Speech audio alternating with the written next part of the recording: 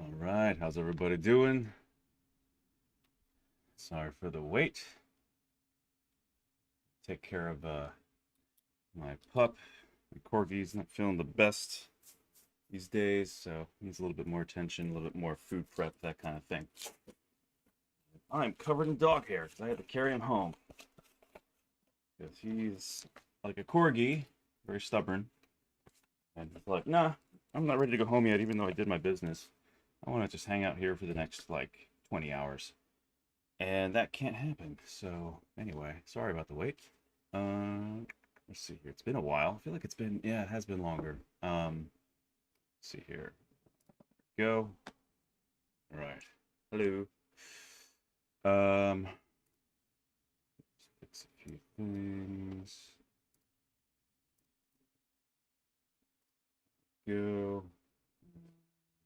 Yeah. Sweet. Awesome job. Thank you. I try. It's been a while. Definitely had my detractors as well, but it's coming together. All right. Just making sure everything else is good. Looks like we are. Thomas. Let's check out my Instagram. bat_tom07. All right, I'll check it out. All right. So yeah, for anyone new, welcome. Any old friends returning, hello again. Yeah. So just picking up where we last left off. Got some extra lights on here just to kind of give it some more dynamism and show a bit more form. I probably won't sculpt like this, but just thought it was kind of a cool, effect. Got the red and the blue. You guys have seen the new trailer. They definitely emphasize those colors a bit more. I'm really curious. I've seen like John Gaeta, who's the guy who pioneered the bullet time for the Matrix. I saw him talking on LinkedIn about vaguely speaking about his work in this new film, and that he's involved. So that's encouraging. I mean, hopefully it's hopefully it's a good sign, but we'll see.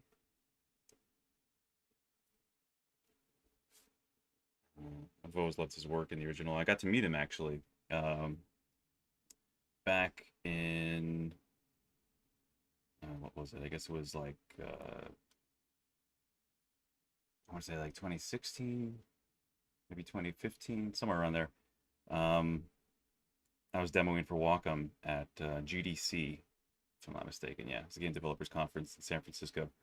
And I saw him walk by, and he was like an aisle over, and I was sort of in the middle of an aisle, and he was kind of walking out one area, and I saw him from very distinct, like the glasses, the hair, and I just yelled from across like hundreds of feet. I was like, John Gaeta!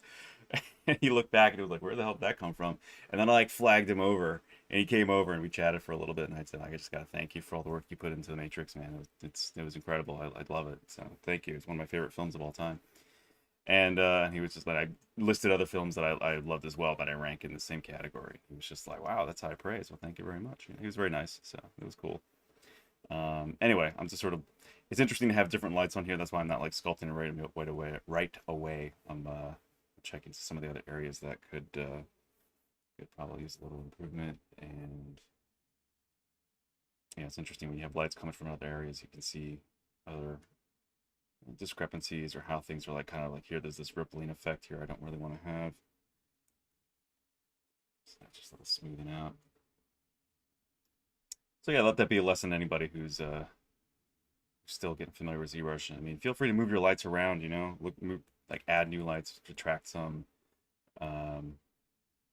Some of that rippling is coming from this. So the darker gray model is from the scan. That's from Cyberpunk. It's from that game. So for those who don't know, they scanned Keanu for Cyberpunk, and then this is the triangulated. So go to low poly. This is the game res model, right? So they're just super efficient with edge loops and the density of polygons.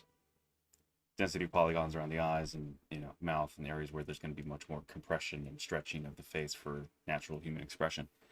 But when you subdivide a triangulated mesh up, it often can have, at least in ZBrush, it'll get this effect where it's it sort of has a, not really faceting, but it just has like a triangulated kind of ripple effect along the surface in topology. So if it's not flat, which almost nothing on face is really nothing is, you get kind of like this rippling effect, almost like a certain type of brushed steel kind of look to it, almost, right? Or like threaded steel, almost carbon fiber like kind of here.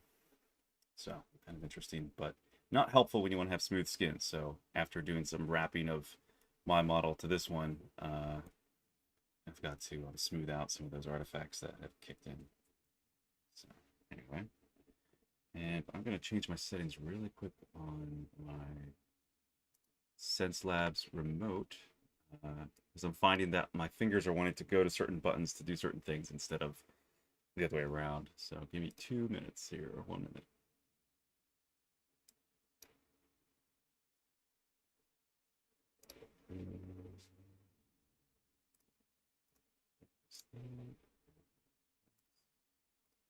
Sorry, just flipping stuff around really quick.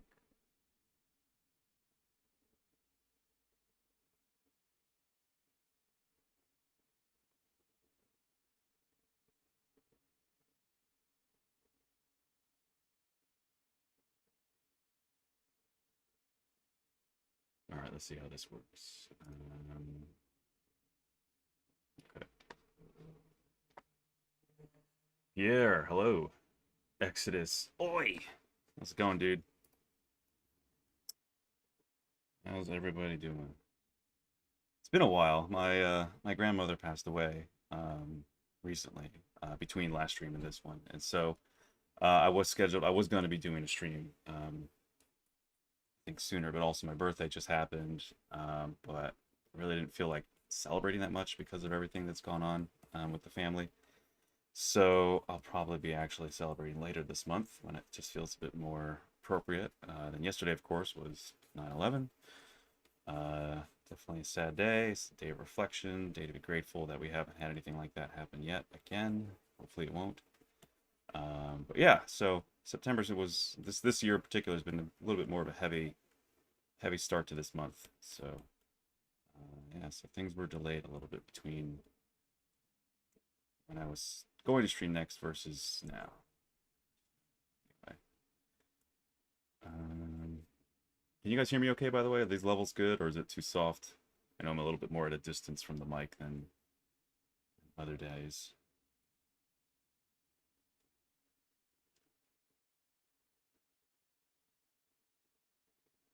Retopoing teeth, that's how I'm doing. Ugh, it's never fun. Retopoing almost anything is never fun, I would say. I mean, it can be in sort of a masochistic sort of way, I guess you can call it fun when you're like, yes, I like torturing myself to do something that takes tedious amounts of time, meticulous detail.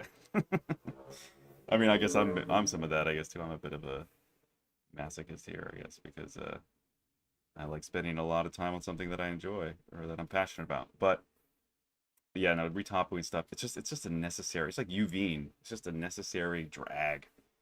It's just part of the work process. And yeah, there's automated ways to do some of that, but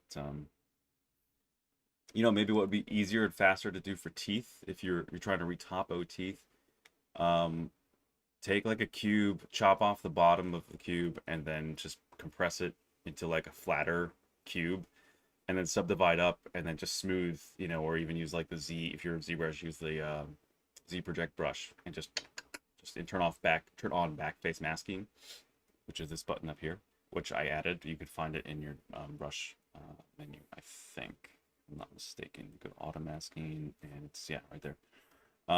Turn on back face masking, and then just start like Z-wrapping something, shrink wrap it, or even just say project, and just put your cube, replicate that cube. If it's like lower teeth, all your lower teeth in the front are very similar. Your molars are just bigger cubes, right? Like chunkier cubes. Just, again, you just do it once and then copy, and then just do project all, and should just shrink wrap all of them around the teeth. That'd be a lot faster. Just UV a cube, and it's really simple, rather than UV, actually, the cube will be UV to ready, I think, if you have like the polysphere. If you reconstruct subdivision levels on your polysphere from ZBrush, it'll be a cube. It looks like a sphere, and then it'll become a cube as you go down subdivisions. And then it should have UVs already, I think. So you can just chop off, like I said, chop off the bottom of it, just to keep it more efficient, because you don't need the bottom of the teeth, because you're not, unless you need to make roots of teeth, you know, unless you actually need that, then leave the bottom on and then just pull that down as a root as you subdivide up, and then just, like I said, project all. It'll be faster to do that. Anyway, Exodus, thank you. Yeah, turning the big 3.9. Weird, almost 40. Crazy. I don't feel like that, you know. I don't know, but you never know what you're gonna feel like when you turn a certain age. I guess you never know what to really expect. 5 out of 5 here. Dead fish eye. What am I working on? I'm working on Neo, but I'm just sort of cleaning up the face right now. So I'm working on Mr. Reeves here. There we go, and fade through. See how that lines up. Actually, I've been leaving the lights on. That I probably shouldn't, but so for anyone curious, if you're not doing a lot of lights in ZBrush, here are your light locations. And then without the lights, you have, you know, pretty standard looking model. Brighten things up a little bit.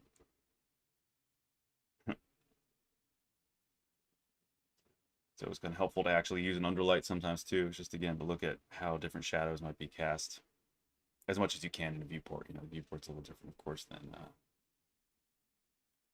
renderer. You know, with the shadow ticked on there, it doesn't change anything here unless you do this. So you click render and then bam, you get shadow casts, like more accurate shadow casts.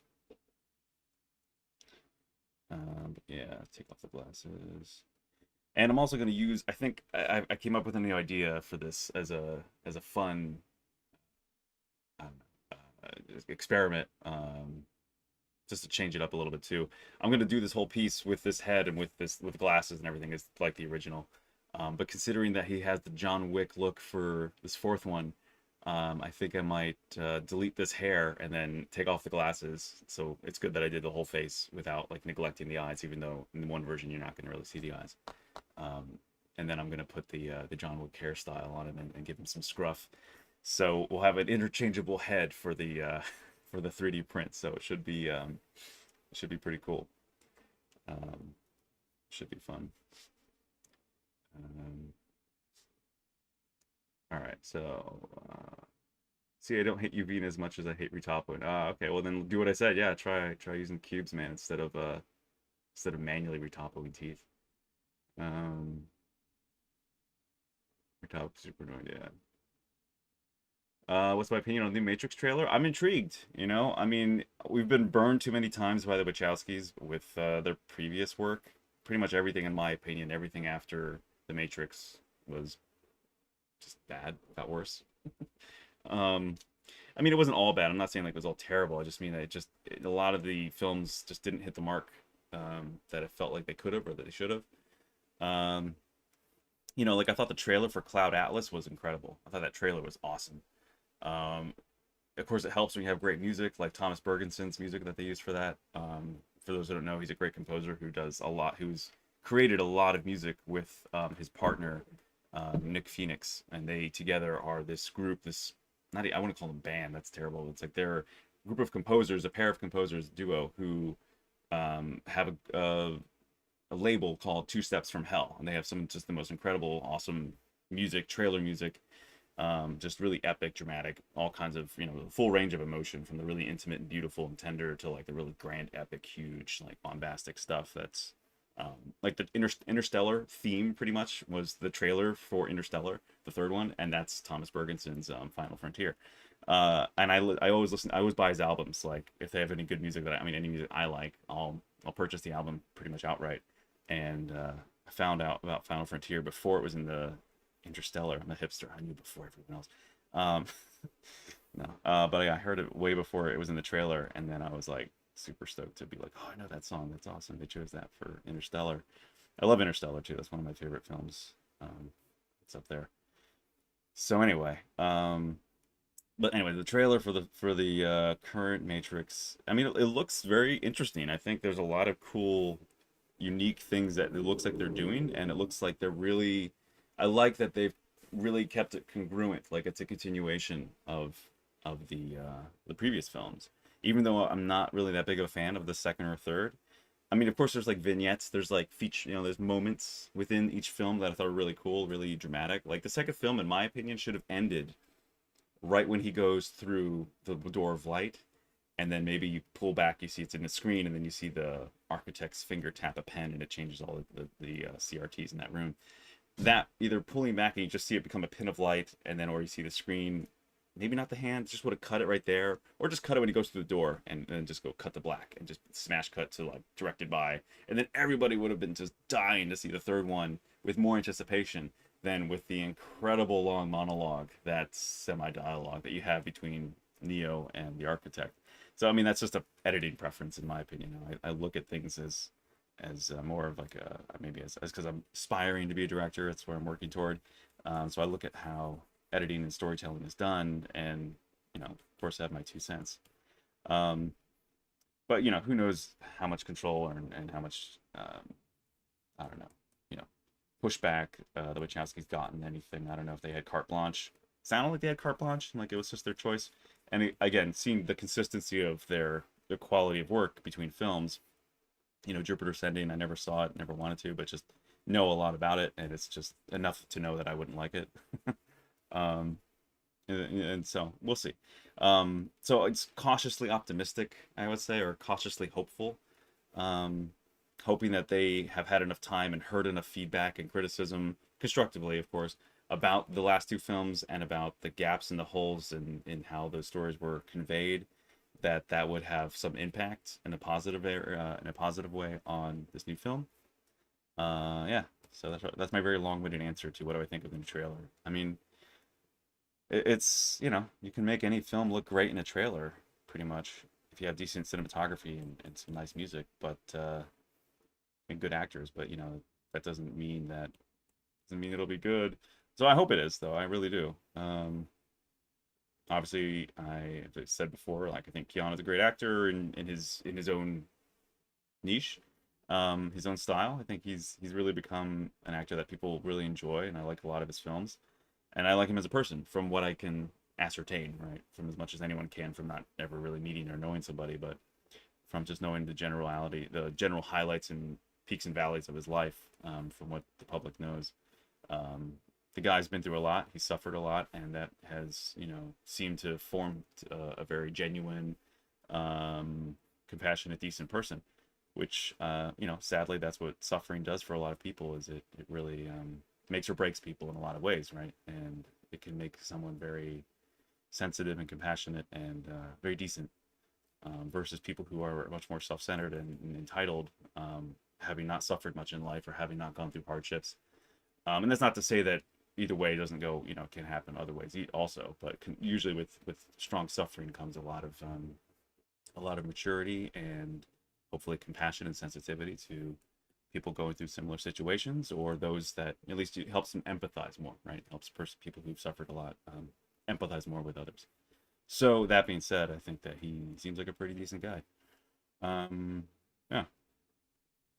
So yeah, we'll see. Hopefully the film's great. I mean, the shots, keeping it consistent, like when you freeze frame it, and one of the cuts, like one of the flashes of images is him like being worked on or somehow being, accosted by machines, the bug insect like machines, and he's like asleep in a pool of water, and you still see his eyes are fried. They're burned from when he was attacked in the third film, and his character had his eyes like melted shut, basically.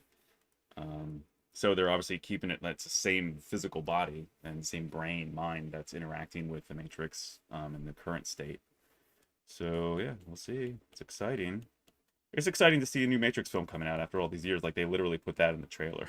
The guy, I don't know who he is. I mean, it's obviously seems like an enemy of some type, antagonistic to Thomas/Neo, where he's like, after all these years, we're going back to the Matrix. So yeah, a lot of compelling potential, right?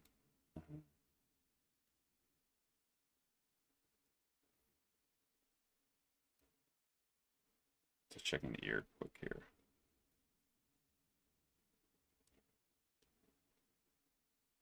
All right. Alt. I'm loving this remote by Senselabs, genuinely.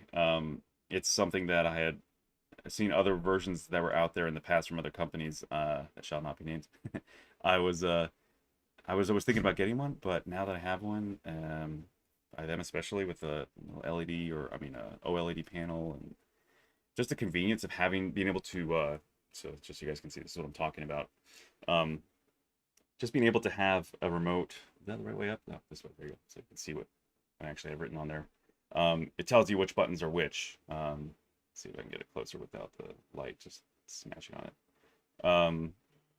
Anyway, it just shows you like Alt, Control, Shift, whatever you want to call. You can just name whatever your shortcuts are, whatever your buttons are. So now I'm just holding this in my hand as I'm clicking Alt, Shift, Control, whatever.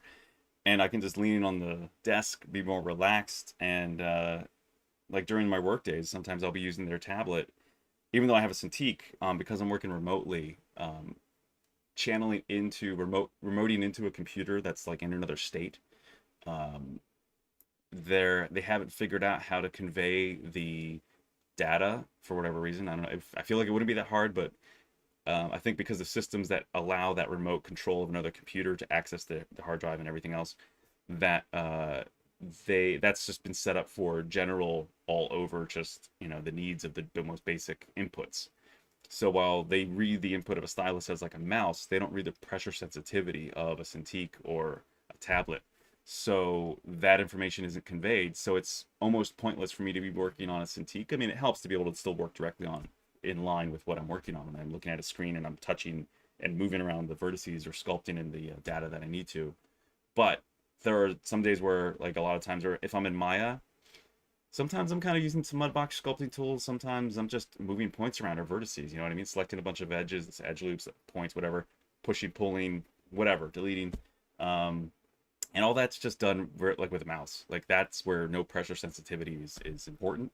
So often now I find myself being able to because I'll get tension in the trapezius and like the back of my neck by just becoming this ZBrush hunchback, just becoming so just sucked into whatever I'm working on.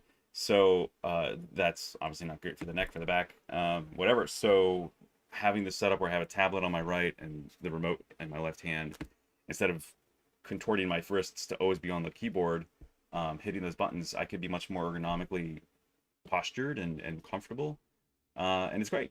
And it just helps me not be as tense during the whole work day, because easily we're pulling 8+ hour days to work on films, and it's a lot of work, it's a lot of time. And then if you want to do personal stuff as well, half that lack of motivation after like a full work day, maybe not half, but some of it is from your body just being tired of mental tiredness. You're just tired of like engaging how you have been all day, but then also the exhaustion of just physically. It's weird to say that because it's so not physical. I mean, it's like it is, but it's not like active. But being in front of a screen all day and a computer in the same position, generally it's not healthy, of course, which is why of course it's good to stand up, as I am right now on a standing desk, but also just the benefit of just being able to have your arms and hands in a more natural position helps a lot. So I've been using the tablet more to do that, just to look at my Cintiq when I'm working in Maya, and then just tapping and clicking with the stylus on the tablet, and it still gives you more precision. Like the gradation, the fine control you have with the stylus on a tablet is still far greater than when you're doing broader motions with your arm, your forearm, and mouse, and then just clicking. So the really fine-tuned, like pencil-like precision you have with the stylus is great. So of course I would use my Cintiq for that a lot previously, but now when, like I said, pressure sensitivity isn't conveyed through the channels of remoting into another system, it's like whatever now, So anyway, yeah. So just touching up some things here. We're really just getting to the nitty-gritty now of his face. I think we're probably going to get to some level of pore detail, like at least some level of texture to the skin on the face. Again, this will be printed at 1/6 scale, but What was that?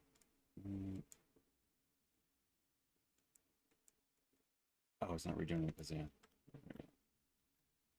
See, I gotta edit that on redo, because redo in every other program is pretty much Control Y, but in ZBrush it's Control Shift Z. So I might have to figure out.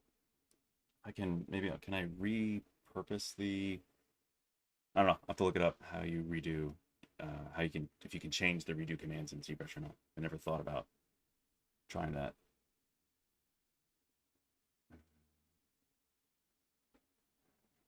Oh, oops, that's why I changed. Wrong head. Derp. Just like ZBrush, you got to check your check which layer you're on, so you're not editing the wrong one. Or you do all this work on the wrong layer, and then you're like, yeah, I was working on layer 506 instead of 409. Dang it. Go back and redo everything, undo everything, or restart the whole program or the software, or the piece because it's too far gone. All right, so I'll turn this other guy off.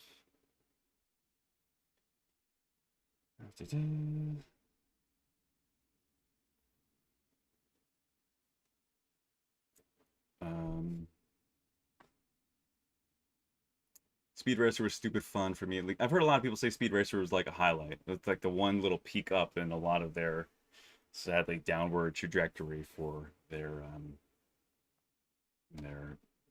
long line of films now.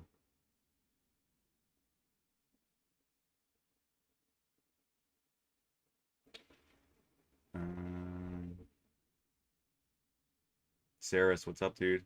I'm okay, man. New ZBrush version as well. Who knows? I know nothing. So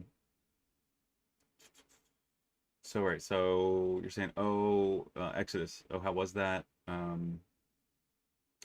Couldn't see the whole. I think you mean whole event. I was working. Hope it was cool.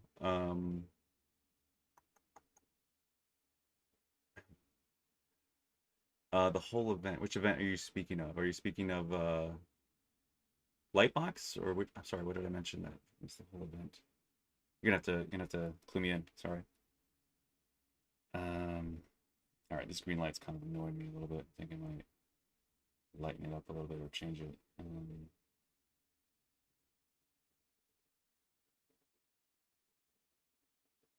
Soften it. All right. So the hair. Here's the other area that I'm going to focus on in a little bit. But yeah, the skin texture. I mean, it's just I know that the scale of what this is going to be printed at, and I mean, sometimes it's cool to be able to do something where you could enlarge it even more, like you scale it up bigger and have it still retain a lot of the details. But I don't know that that will ever be requested of this, or I mean, if someone does request it, like if someone wants to, from Warner Brothers or whatever wants to, excuse me, use this model if they want to hire me and like buy it or off or whatever to do for something else, that'd be cool. But then it's like if it's gonna be life sized, that'd be awesome. It'd be so awesome to see that scene from The Matrix life size, as if you could, walk around as if you freeze framed that moment from The Matrix and could walk up to a life size version of Keanu 6 feet in the air, or really his head's gonna be more like whatever, like 8 feet, 10 feet in the air. That'd be pretty awesome. In which case, too, it'll be so far above your head, you probably wouldn't be able to see much detail anymore. You wouldn't be able to see the pores. But still, it's not that you see the individual pores so much as you get the inference of a skin texture that's subtly imperfect, right? That has just a texture to the surface and isn't just like marble, right? It isn't plastic. So that's what I'm thinking about doing. I'm trying to remember if I ever put that into a folder here, because I had a skin texture folder and it's been a long time since I've used it. Brush, or was it in? Because I think it was just, oh yeah, there it is. All right, cool, skin. It's been a long time since I've even touched this stuff, so I might be embarrassing myself with how I don't apply it correctly. So feel free to criticize. That's fine. All right, so that is okay. So that's like a draw rectangle one. So normally I don't embrace like, oh, using stamps and alphas to just sort of like broadly um, texture an area. But in this case, again, knowing the scale, we'll see. We'll see how it comes out.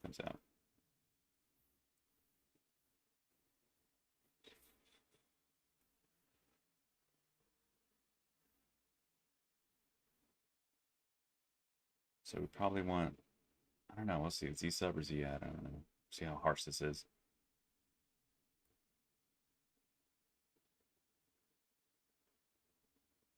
Oh wow. Okay, so this is like, it's like wrinkles. It's like it looks really harsh. It almost looks like almost kind of elephant skin like, you know what I mean? That's a bit too much. Just wonder if we invert it. What does that look like? Same, yeah, it's just weird. That's not gonna work. Let's see what other options we have. We got another version. Let's see what this is like. Oh, so this is more like that. That's how this should be applied. That makes more sense. Um, so that really deserves, I don't know why they do a draw rectangle. That really deserves more of a scatter. So we do like a spray, bring down that, and see how this looks. Whoa! Yeah, too strong, but that could work. Make it much more gentle. Scale down more, turn off dynamic. Kind of hate dynamic.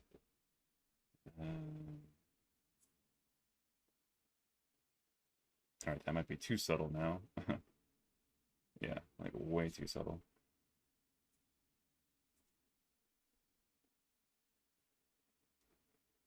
Probably want to go to the high sub D too. The Lightbox thing yesterday, I think you were showing off some Moses or biblical figures that very, yeah, you're right, Exodus, yes. Yeah, thanks for asking. Yeah, if you go on their YouTube page, if you go on Senselabs YouTube page, you should be able to see my stream on there if you want to catch anything. It was a fun interview. I know Bill from years ago. We met a while back, man, like back in 2013, I think. 2012, 2013, 2014, somewhere around there.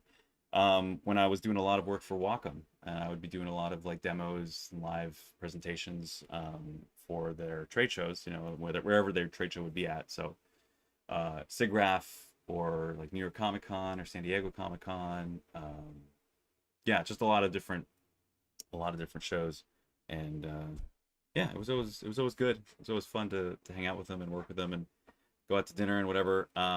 And so we met way back then through Hannah Imperial Cannon, who's also a good friend, and she's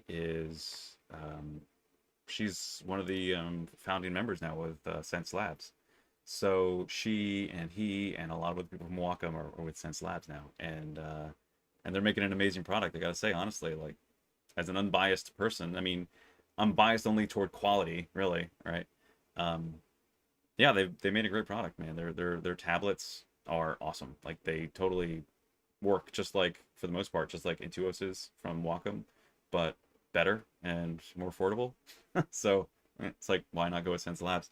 So yeah, so that's just cool. Like I posted on one of my posts on Instagram. I just said finally, like we've got some competition against Wacom. Not that there's anything wrong with Wacom. I mean, I've never had any real negative feelings toward them other than what every other artist in the world has ever experienced, which I hope Senselabs, and I haven't had that problem yet, but I hope Senselabs doesn't have the same programming glitches, I guess, that Wacom has, where the drivers sometimes just disconnect. They randomly just, you can't use your tablet. You have to restart your whole computer, or reinstall drivers. Like that's beyond frustrating, especially when like I have my day started, have to open up like 6 different pieces of software and like encryption and VPN and all this other stuff for work.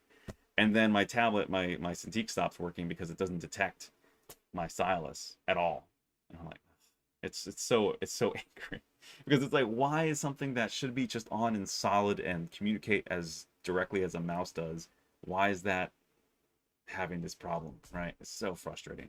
So I pray and hope that Senselabs, whatever the back end of the coding looks like, doesn't have that ever happen, because that'll again put them above just the amount of time. When if you took a year, of an artist's amount of work in something, and on any project, and how many times they maybe have to turn off the computer, restart it, whatever, because of something that happens with the drivers, with the tablet, with Wacom. It'd probably add up to a few hours, I'm sure, maybe, depending on the frequency of it. It doesn't happen that often with me. It's gotten better, I would say, but still, it's. I've heard so many people collectively complain about that for years, for many, many years, and we just all just deal with it because what's the alternative, you know? Like the other tablets out there that are cheaper, I'm sure some of them work, you know, but there's very little good competition for Wacom. Quality, you know, quality products. There's very little. So all that to say that Senselabs so far has really impressed me, and I'm it's like I have friends there, of course, but it's I just wouldn't say anything about about it if it wasn't great. But it is. It's quality, you know. It's definitely great. So I'm on board. I'm all for it. Let's go. Sorry, I missed a bunch of chat. He angry, huh? 10 years old and has a ring that I think is for sun exposing. Still use it. Yeah. No, I know. I mean, like, believe me, I've held on to my Wacom stuff for years too, and it still works, of course. Yeah, I'm not saying it doesn't work at all. Just frustrating with the drivers, right? It gets really frustrating sometimes. But still, yeah, I mean, right now I have this Mobile Studio Pro 16 sitting here. I love it. It's great. But if someone makes a competing product for the Cintiq, I'm there. You know, I'll check it out for sure. So again, we'll see. We'll see what comes in the future. But I think there's definitely a demand, especially when it comes to price. You know, because it's Wacom is you get what you pay for, right? I mean, like a lot of times you do, but it feels like there's definitely room for competition. That's the beauty of a free market.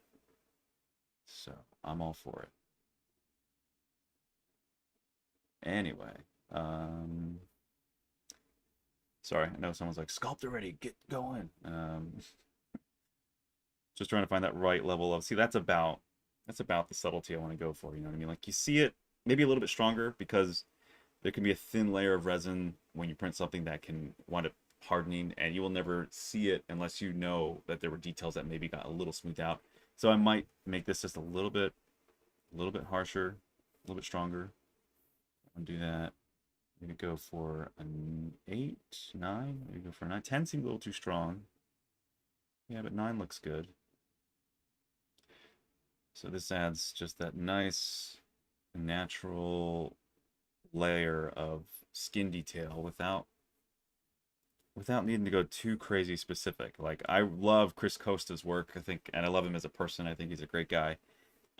We align on so much outside of just art.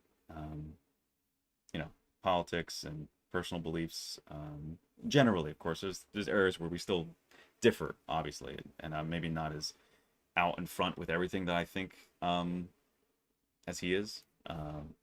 But at the same time, I think that we shouldn't, people who disagree with the world, I mean, like with, you know, anything out there, we shouldn't really be silent either. You know what I mean? Like we still have freedom of speech in America.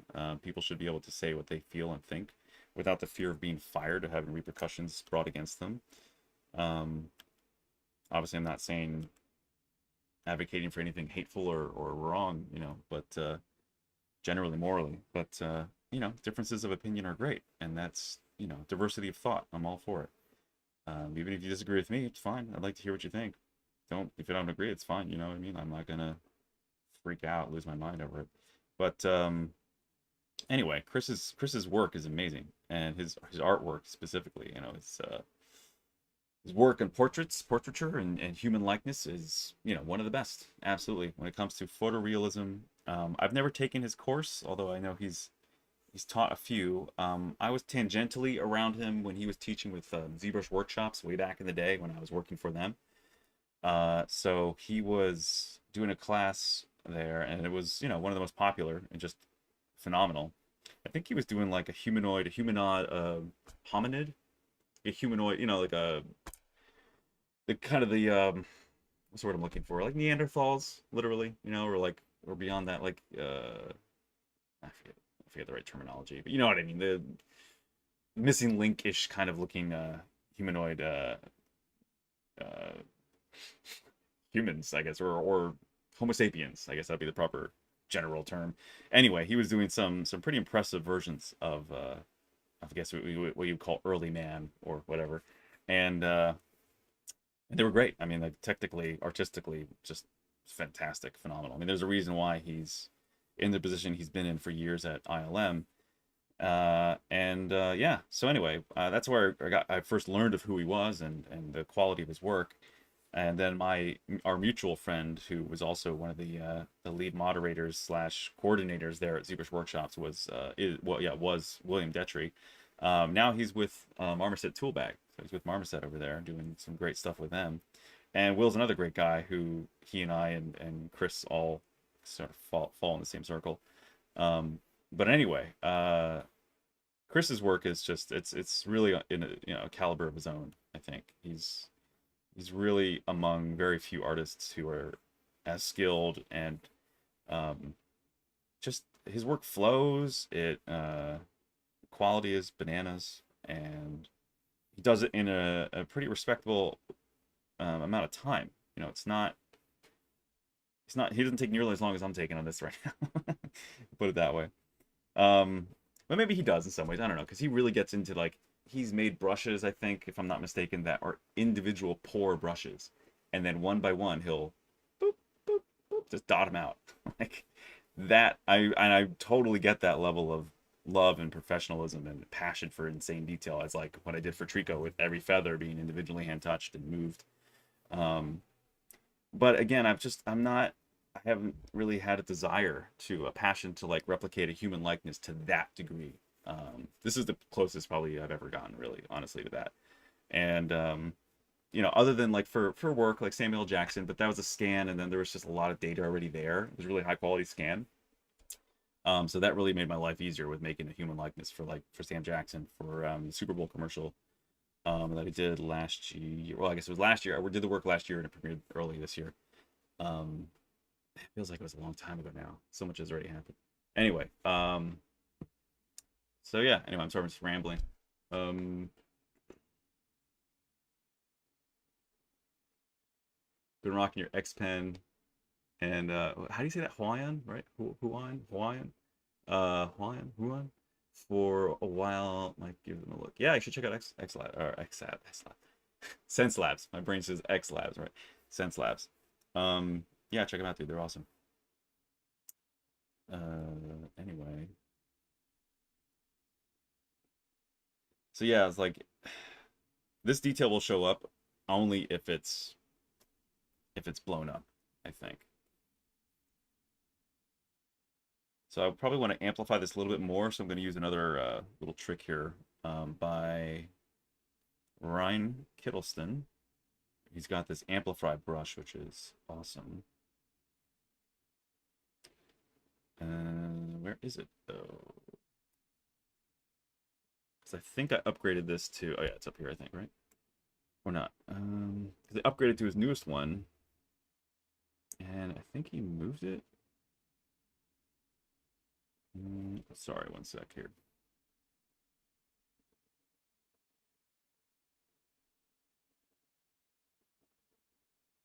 I think I even pulled it out and put it into my UI, and then it disappears.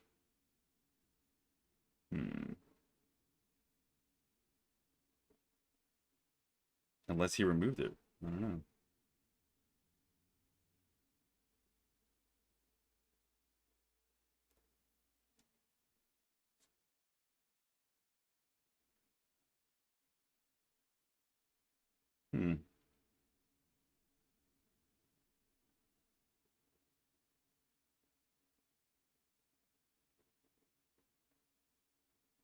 Strange. Not seeing it.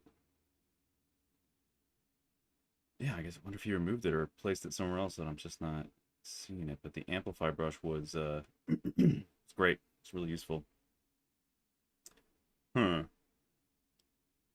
Easy primitives.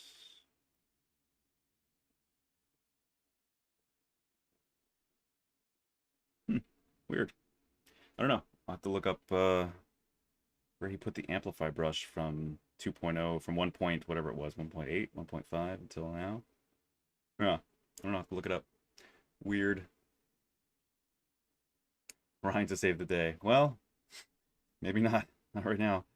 Am I just not seeing it? Where the hell is amplify brush? There was a little. It was usually right down here from the last version. There's a little icon, little image that looked just like like the brush. Um,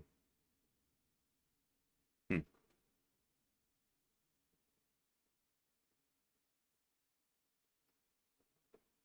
weird. Sorry, one second. Let me just. Um, all right. Anyway. All right. Well, I'll see if I can find that off stream and then apply that later. So all right. So that's a forehead for now. I guess we could move on to under the eyes. Let's see what this is like. This is kind of fun. It's like sort of opening a package. It's like, what's inside? Let's see how it goes. So, okay, so how does this orient? Oh yeah, so I guess it would kind of be like that. Interesting. That's a little harsh, obviously. It's way harsh. But obviously going to tone this stuff down. Hmm.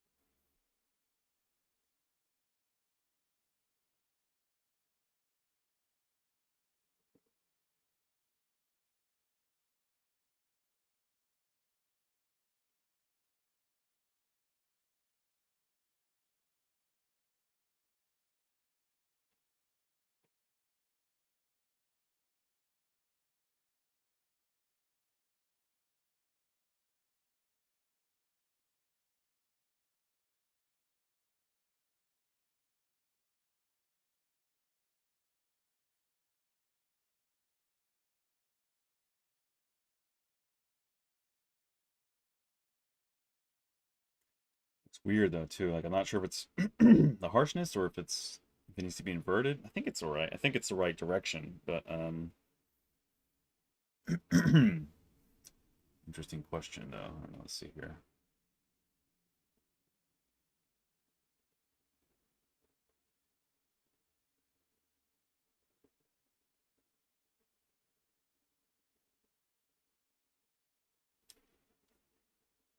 Um,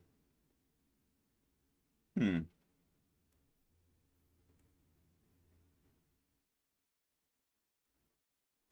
I guess this is the right way. Excuse me. Sorry, I haven't really had much to eat or drink today, so I've got to clear the throat.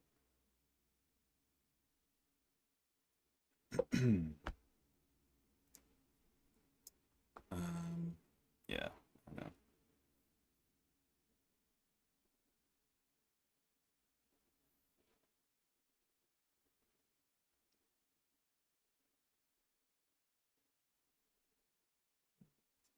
So they have it as just the entire bottom of the eyes. Hmm.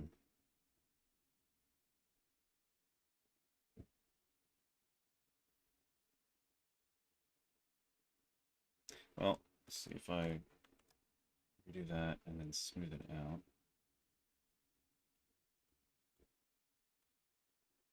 Yeah, it doesn't look right because you still need that crispness, but without the harsh. So maybe if I do the other way, like what if I? Hmm.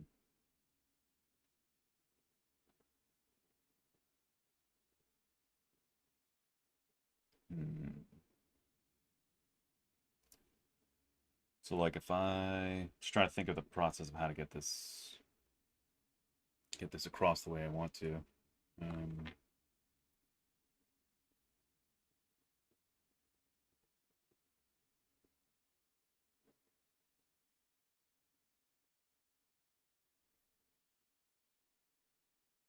yeah, this just feels weird, right?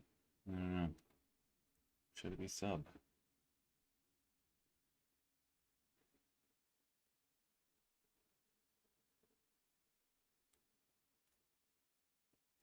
I mean, I feel like sub almost looks almost looks better.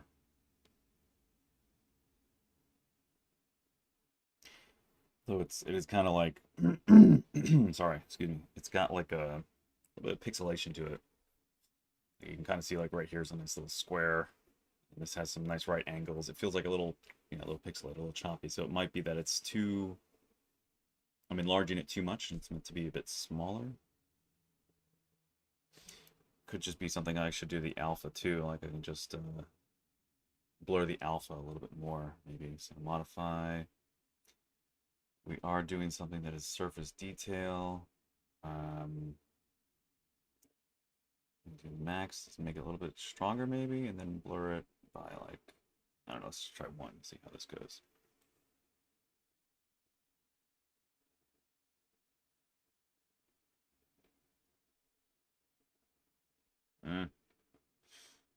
Not much better. Turn off max.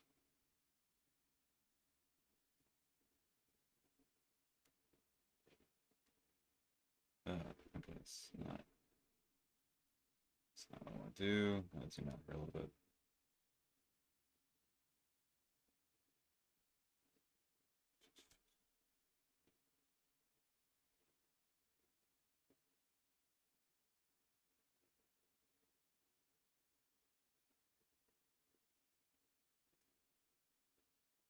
I mean, that's...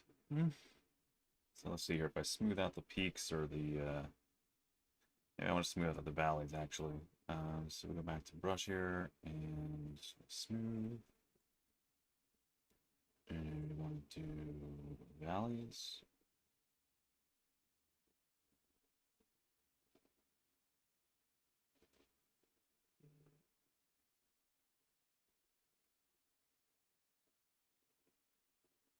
Bring down the intensity a bit. Yeah, no, that doesn't. It's probably the other way around. Then I guess probably do peaks, I guess. Yeah,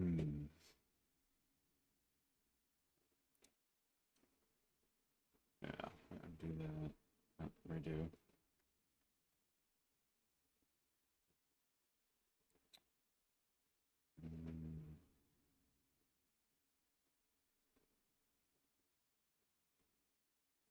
Oh, derp.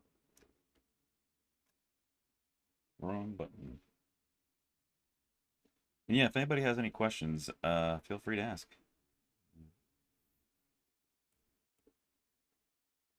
Ah, interesting.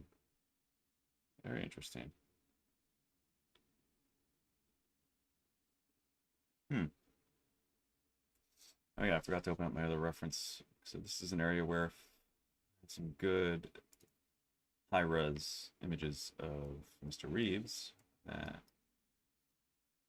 That would be helpful. Let me open up my previous reference. So this is Pure Ref. Got some good shots of Keanu here.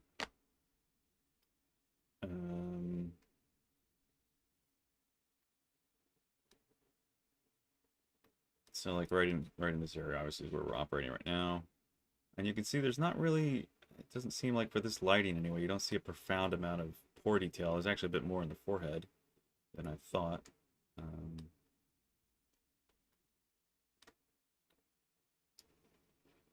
So I could probably punch that up a little bit more actually on the forehead, just in certain areas, in key areas. But then like here, I mean, this is very subtle, right? I mean, there's like a line, not even a sort of one here, a little bit. And very simple, soft skin texture here. A little bit more pores, kind of in this area. And then coming off the zygomatic area, not much, I mean, but could be depth of field too, kind of blurring some of that as it curves away from the camera.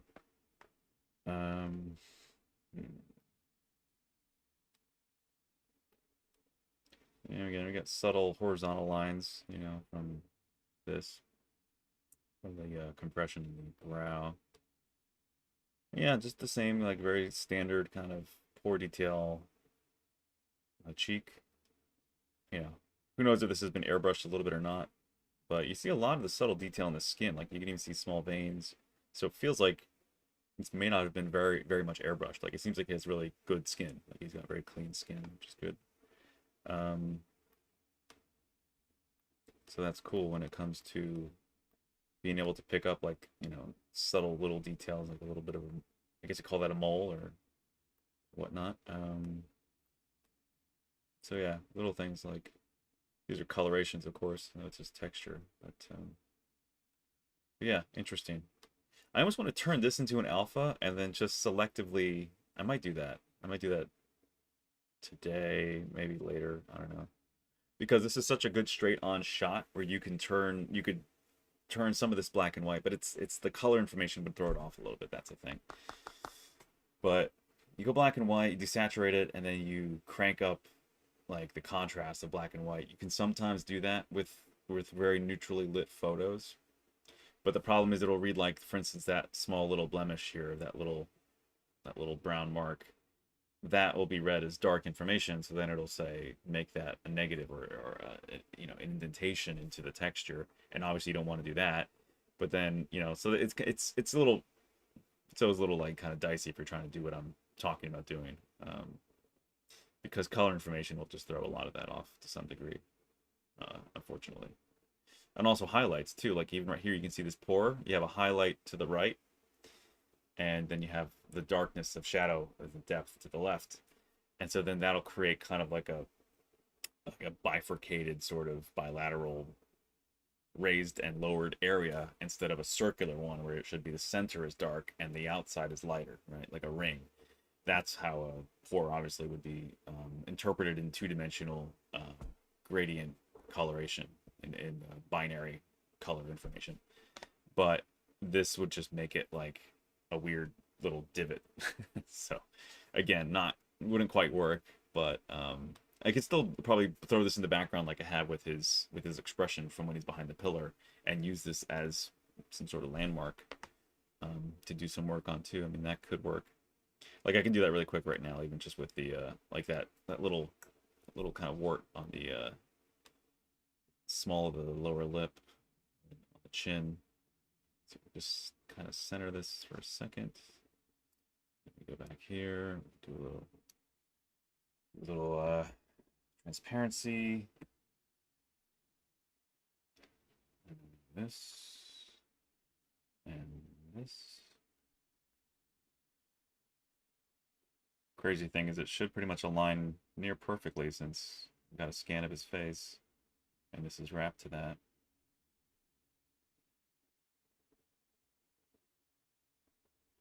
Of course, the camera is different focal length, so that's the other thing we got to think about here. Is it's probably a lot much more shallow.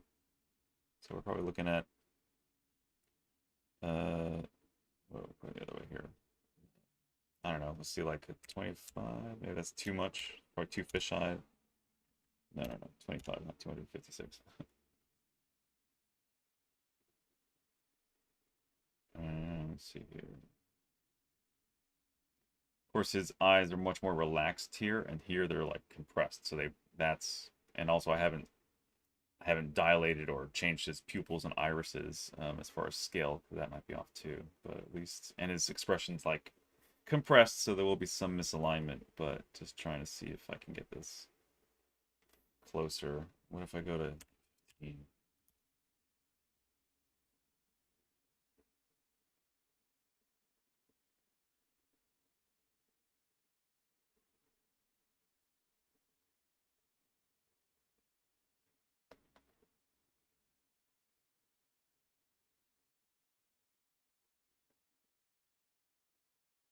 All right, we get close enough, and then just manually do it. So we even go to 10. Let's see if it's 10. It's really fisheye, but it's not really looking as much here. And it's the interesting thing with ZBrush, a little off right now, a little weird. Yeah, it's looking close enough, I guess, right around here.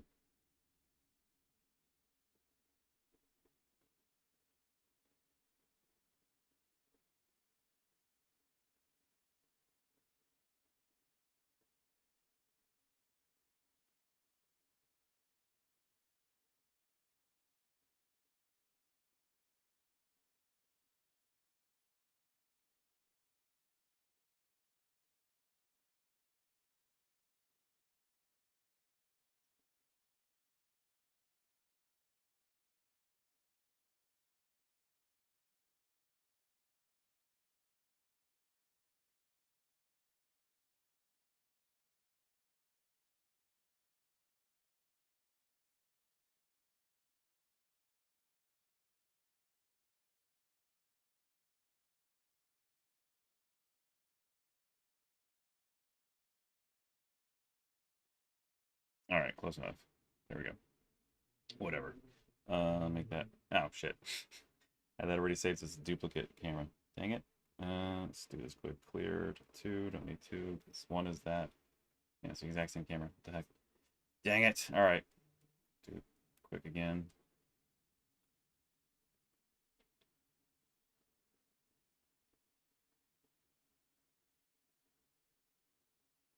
Strange. I wonder if the ear, because ears and noses keep growing as we get older. Like that's why elderly folks have bigger noses and their ears are usually bigger, because the cartilage never really stops growing, while the rest of your face kind of sort of stabilizes around 20 something and then just adds more weight or gets saggier, sadly.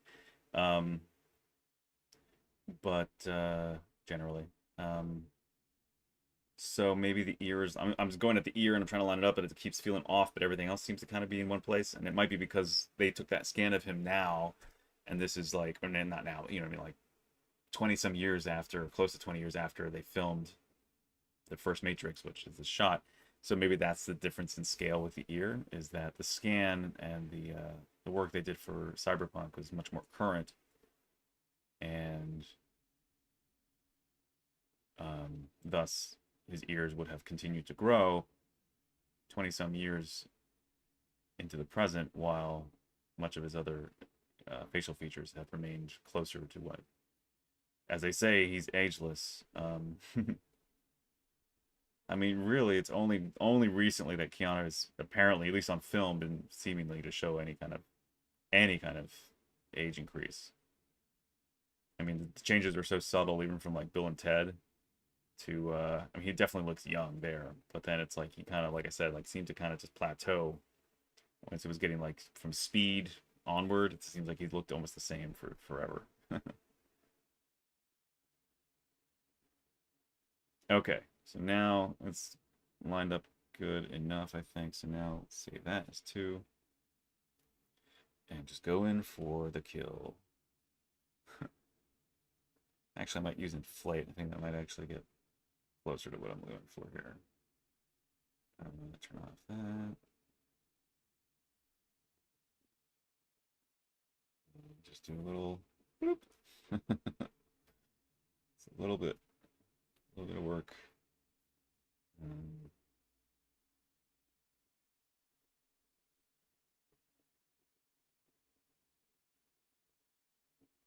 Interesting. I'm gonna have to fix that caruncle. That's definitely more pinched. But yeah, all right, mole's there. Great.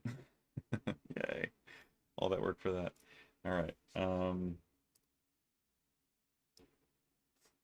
move that off screen for now. Canberras, what's up? Hello. Speaking of old, I saw an older movie with ScarJo in it from 2002. Uh, she was so baby faced. Yeah, I know, right? There is a movie I've been curious to see with her and Hugh Jackman, and it's been years. I remember seeing it back when Hollywood Video was a thing. So like back when Blockbuster and Hollywood Video still existed. I remember there was some movie she did with, I think it was with her and Hugh Jackman, and she seemed like, obviously, so don't even state it. She was much younger, of course. But I just remember it was like, I don't think it was straight to DVD or straight to video, but it was like, it felt like maybe it was more of an indie film or something that was less. This wasn't really super mainstream, you know what I mean? It was much more kind of under the radar. Maybe I don't know if it was good or not. I have no idea. I just remember seeing it. I think it had like a really red cover, like the poster artwork was very red, like a red background. And I think she was wearing a blue dress, and I think he was like in a suit or something. And I can't remember if he was like. My brain doesn't want to say magician now, because magician because of his involvement in The Prestige, which is a phenomenal film by Christopher Nolan. But I don't know if he was a magician or not. I feel like he was maybe holding cards. I don't know. I have to look it up. I have to IMDb it. But anyway, speaking of Scarlett Johansson, that's it's funny because like I was recently that, well, every now and then that'll come to mind and be like, what movie was that? I keep forgetting. I gotta like just look it up and see what movie they were in together and go watch it. It's curious. Um, I think Hugh Jackman's a great actor too. I like his stuff a lot. Scarlett, I mean, she's been so long now in the MCU, and I'm just kind of marveled out to a certain degree. I mean, there's still certain properties I'm I'll always be a fan of. You know, I love Iron Man, I love Spider-Man, and like DC, Batman. You know, and Shazam was fun, but there's not a ton of superhero brands that I'm like, yeah, it's like I'm pretty much over it, for the most part. Oh yeah, well, gonna remove it. So yeah, this is just super subtle detail, I guess, but this is much more like that, much more compressed here compared to the other one, which is still a little bit, but not as much.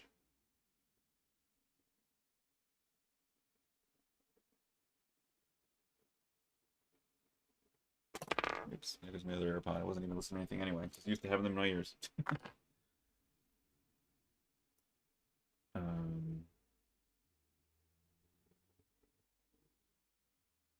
so the caruncle, this is always a fun little challenge. It's like your area that has a tear gland in it, of course. I just want to give it a little bit of a bulge.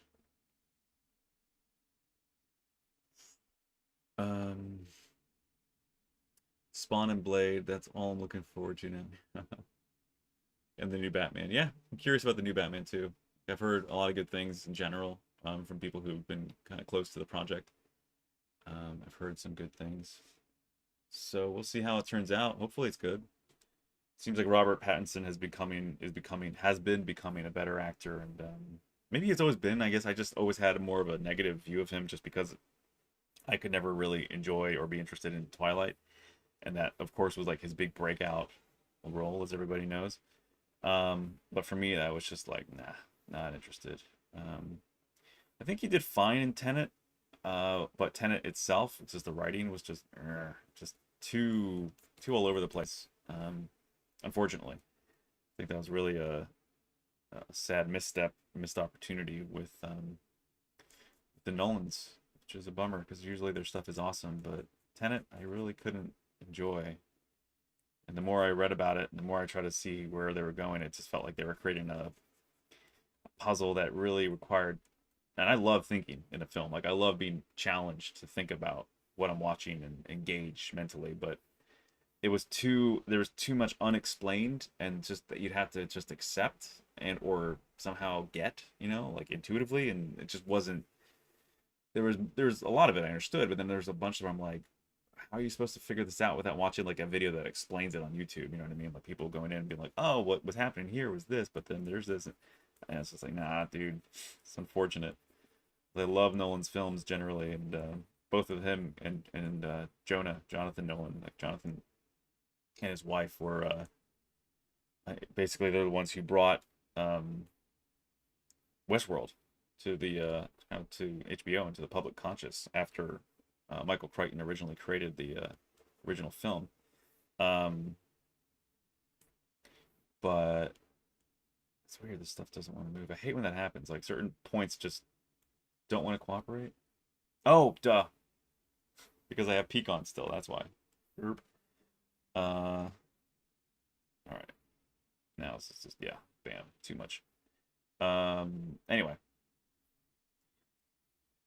Yeah, the new Batman looks good, all that to say. It looks pretty cool. And it looks like, you know, it's gonna be really visceral, like pretty brutal. I was watching someone on YouTube saying though, like that's kind of like a good sign is when the executives are like, I don't know if we should release this like that. I don't know. It's like when you make them nervous, it's kind of a good thing because it's not often enough that we have that kind of reaction from executives anymore, because it doesn't seem like a lot of movies take risks anymore. A lot of stuff is just super safe. And of course, that's for business reasons, right? They want to make money and they want to get as many butts in the seats of theaters as possible, sell as many tickets. But from an artistic standpoint, you're not pushing the envelope. It doesn't always have to be violence or sex, you know what I mean? Or even just weird messaging, but just pushing storytelling and making people think or engage, maybe a little bit uncomfortable, but not in the cliched ways, right? Not in the predictable ways, but in different ways.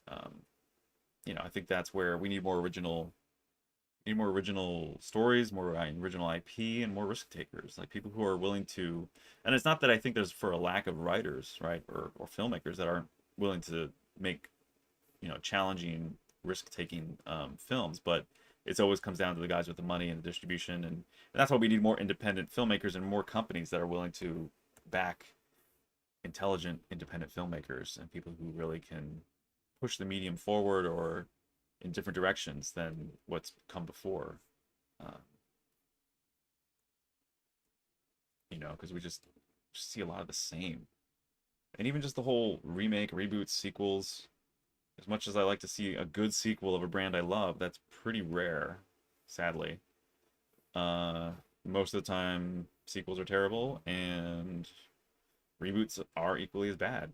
Most of the time. Of course, there's exceptions to the rule, but generally it just seems like, yeah, you can usually be right to bet against a sequel or a reboot. But every now and then, even though, like, a lot of the sequels, I feel like the best sequels are still in the past too. Like Terminator 2 is amazing. That's like one of the best sequels ever.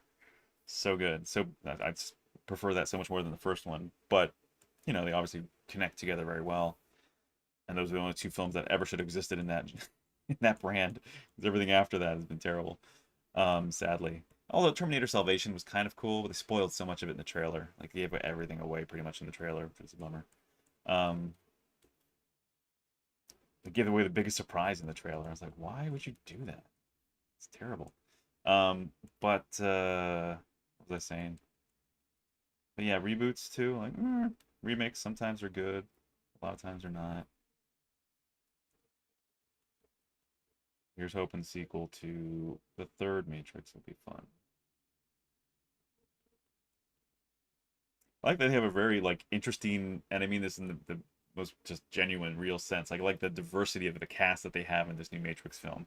And I'm not even talking about race or gender or anything. I just mean like different actors that I never would expect to see in a Matrix film thrown in, and it's cool. It's fun, And I do like, of course, like I love seeing a collective group of men and women and all races. Like I never have a problem. It's like when I started writing some stories that I still intend to turn into films back right after college, automatically I included, because a lot of it takes place in Manhattan. The first one takes place all in Manhattan, New York. Well, within Manhattan elsewhere, but the central story takes place there. And I always had different characters of many ethnicities. Some Asian, some white, some black, Hispanic, like a mixture of them. And just because that's the world, that's reality, right? Like especially in New York, of all places, it's a melting pot. It's like one of the most diverse cities in the planet. Um, but just to see different actors in general that I've known for years, for years, like Neil Patrick Harris as a therapist, I think is cool, and he's great. I think he's great in that role. And he's kind of probably tapping into his Doogie Howser days a little bit in some way. Of course, I know he was just like he played a young doctor in Doogie Howser, but and here he's playing like a therapist or a psychologist or psychiatrist, I guess, really, because he's prescribing meds. So you got to be a psychiatrist to prescribe meds. But anyway, just yeah, it's interesting choices. And Jennifer Henwig, is that how you say your last name? Henwig. Um, I think she's like mixed race, right? I think she's Asian or Polynesian with something, maybe. I forget. But oh, she seems cool. And I actually like the blue hair. Like, it works on her. It's like they gave her a cool look. Especially for the Matrix. Like it's one of the places where it works best, I think. That kind of extreme stylization of someone's color and hair and like style. Um, you can really kind of push things a bit more in the Matrix films with that, with looks and style and dress and fashion and all that. It can be really almost like a true cyberpunk comic kind of brought to life, where you've got like that stylized clothing and a lot of like pleather and leather and straps and color palettes that are really strong. So anyway, interesting things coming. Um, Oh, so yeah, so Exodus, you're saying that Robert Pattinson was good in Lighthouse. I've never seen it, but I've heard a lot of things, and I've seen the trailer and some clips, and it looks so weird. But because it's him and uh, Willem Dafoe. Yeah, I got to check that out. It looks like it would be funny to go through. Overly complex primer movie, just sad. It's like David Washington. Well, hmm. Primer, wasn't that? I remember there was some, or is it The Box or something? There's maybe I'm confusing two films. But Primer, isn't that a time travel movie? I remember someone telling me. I remember, like, oh, you're talking about Tenet. Oh yeah, yeah, yeah, yeah. You're right. Yeah, totally. Yeah, duh. Thank you. Because you put the capital P, and I thought you were talking about the title of the Primer, because that's a film too. But yeah, you're right. No, Tenet is definitely like a prequel almost, a weird rush to like create a trilogy. It's like this is the first backstory to get you up to speed with another film, yeah, which hasn't come out and probably never will. So you love Primer. Yeah, I've heard a lot of good things about Primer. I've heard a lot of people tell me I should watch Primer because I like a good time travel story. Um, Back to the Future is one of my top favorite films of all time. Of course, that's probably like one of the best time travel movies ever. Um, but I heard Primer is pretty cool, and maybe that's what I'm thinking of. It takes place like in a garage, right? Like mostly it's just like within one room, and then there's something else that involves them doing time travel. I don't know. Maybe I shouldn't ask too many questions. I should just go in kind of fresh and blank and no expectations and see what comes out. Um, yeah.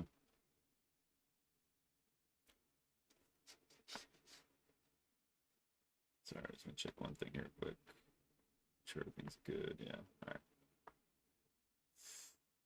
Anyhow, we're at time wise. All right, got another half hour to go. All right. So let's do the other eye here. Let's try. Where was that? I got brush skin.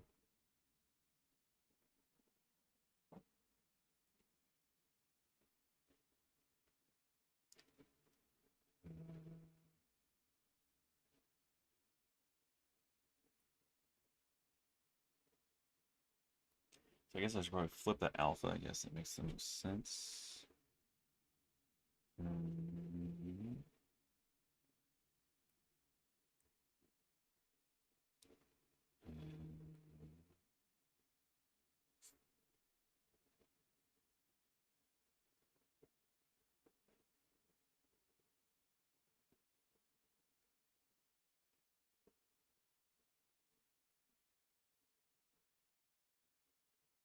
Hmm.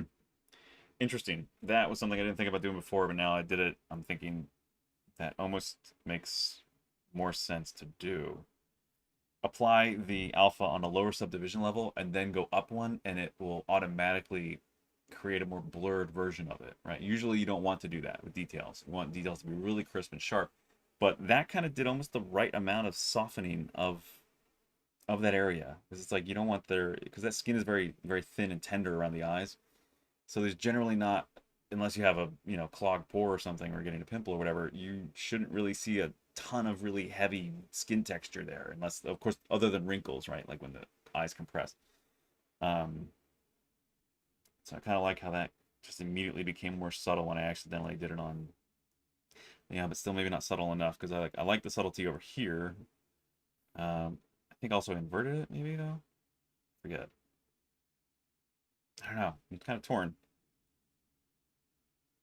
I think the reality is probably is like again, who's going to be able to see this detail unless you use like a magnifying glass or a microscope? Because the head will be 1/6 scale, so it'll probably be about this big, so like an inch and a half, or like an inch, sort of. So not very big. But I don't know. Maybe I'll go a little bigger than a 1/6 scale. Maybe we'll go for like 1/5 or something. I don't know. We'll see. I don't know. I kind of like it. It kind of feels, still feels a little heavy-handed. Like looking at this again. It's like the lighting here is pretty diffused too. Like it's very soft. It's a soft lit facial shot. It's not super harsh light, obviously. So diffusing it doesn't highlight any major details except where the major highlights are, like the sharpest, more curved areas of the face. Perpendicular to the light. So here where you have like a slope, the face is generally sloping away from the nose and away from the light source, which is kind of like this angle. Kind of see a little bit more detail in there, but then it starts to break down just from the resolution of the film. or from the scan of the film, I should say. But see some like striations here, like this, kind of like stretch marks almost, like subtle stretch marks in the area of skin underneath the eye. And you got this distinct wrinkle there, and then kind of one here. So again, stuff I could probably just implement right now. Let's see, so that's back to where it was. Zoom in more.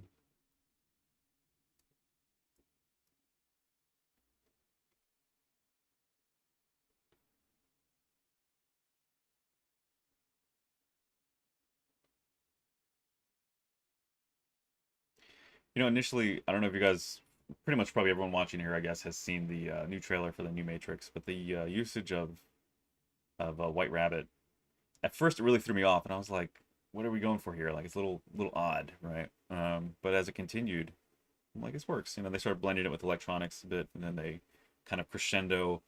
Although the synthesized choices they made for some of it, to kind of, it's funny, like when you synthesize certain instruments in a certain way, they can sound really cheap. Like it can sound like a really low quality version of instruments, or you can tell it's synthesized instruments, and it just feels like budget level. And they almost kind of veered on that, in my opinion, with some of the trumpets, or at least it came off that way. And it's interesting too, because sometimes you can have a bunch of trumpets that hit the same note, and there's such like this resonance that happens between their sounds that it almost sounds synthesized, but it's real. So that's the irony of it. Is you can never be 100% too sure, because I found myself thinking, oh yes, this is synthesized music, and they're like, no, those are just like 50 trumpets, all playing the same note at the same time. So it sounds almost like, it kind of almost has this weird like blending of sounds. Um, so anyway, I don't know. The trailer's music both works and it kind of doesn't. Like it works and yet it's not just perfect. I don't know. I guess because I was expecting maybe just more, because like the original Matrix trailer, there was almost no real, there was very little music really. The original, I guess maybe the teaser, you know, it was just like like metal drums and like a rushing sound, like in a thumping kind of like methodical rhythm, right? That just sort of crescendoed to like metallic, like edited bullet sounds, like gunshots, um, or just metal like clanging. And then I think they made another one. I think there was another trailer for the Matrix, or maybe I'm thinking of the sequel. And then where it was like definitely like put in, you know, um, oh, what was it? That group. It wasn't Juno Reactor, but then they cut, of course, the Don Davis's music for the Matrix, and I think they used who was it? Overseer, I think. I can't. It's been a while, man. I'm generally I'm big into the whole electronic music scene. I can't remember. It's been years since I listened to any of that music that was from that time. But anyway, whatever. Sorry, off topic.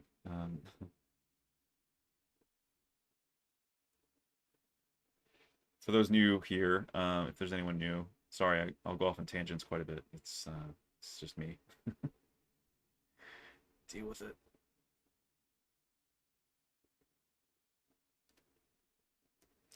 All right, so I'm gonna put in that wrinkle or two around the eyes quick.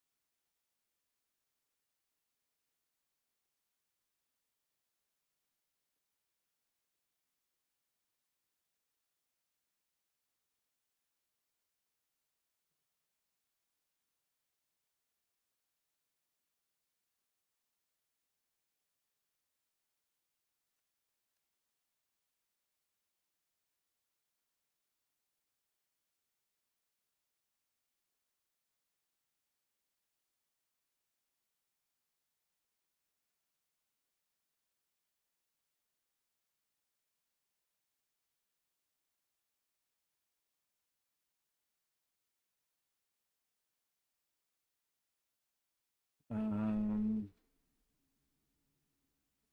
does that subtle detail of skin texture come through on the prints? I mean, yes and no. I mean, yes, it does. You can definitely get, like, I'm going to print the face at the head at like 0.25 microns, so it'll come through for sure. Will you be able to see it is the other real question. If you're using a magnifying glass, probably, because I was able to get detail out of the Form 2, which is a previous version of Formlabs printer's current main printer.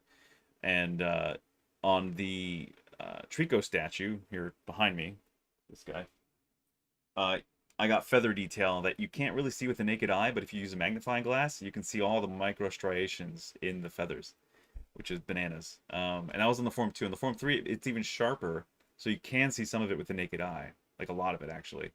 Um, so that kind of always makes me want to push for more detail now whenever I do prints that should have detail, or can, because you can perceive it and the printer can put it out, right? So you can get almost infinitesimal detail out of a printer now, which you would basically not be able to do with a human hand unless maybe you were using a magnifying glass, had a really steady hand, like those Asian gentlemen who can carve rice. You know, have you ever seen those little rice carvings? They're like a grain of rice, and there's just these in like bananas level detail, just crazy little cities and or creatures like animals or something. But those are rare individuals. I don't really see a lot of people creating that level of fine detail work um, many places. You know, I definitely have seen some people who do, like Adam Bean, he's a buddy of mine. He has Adam Bean Industries. Man, I haven't thought about him in a while. But his work for like 1/6 scale heads, likenesses, amazing, like shockingly good.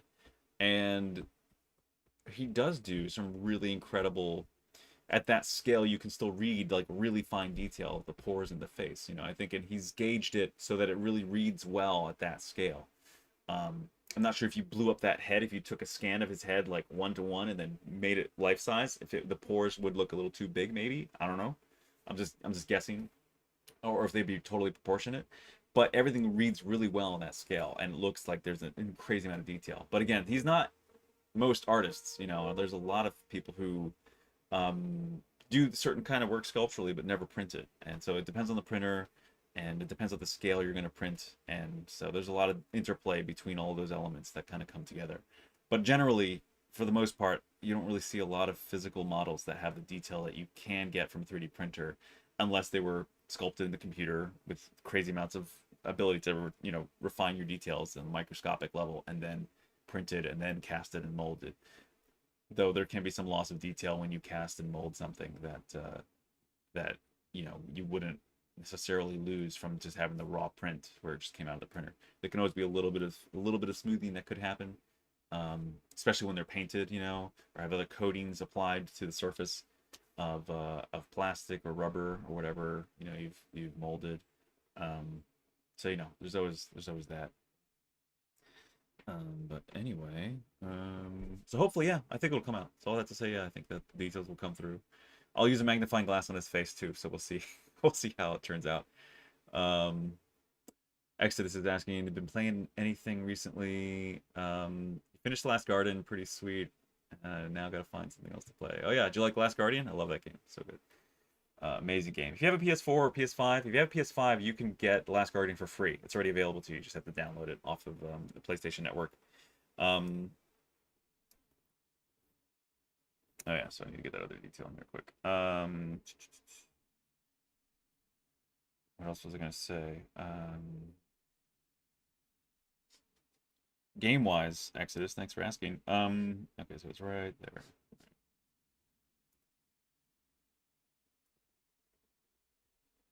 Game-wise, yeah, I mean, Ghost of Tsushima, amazing. I just completed the expansion they released for it. So for anyone, again, who has a PS4 or PS5, it's only on those systems. Ghost of Tsushima is a incredibly powerful, beautiful, mature, moving action adventure, mostly adventure, I would say. It's the most encompassing drama, really. Yeah, action adventure drama.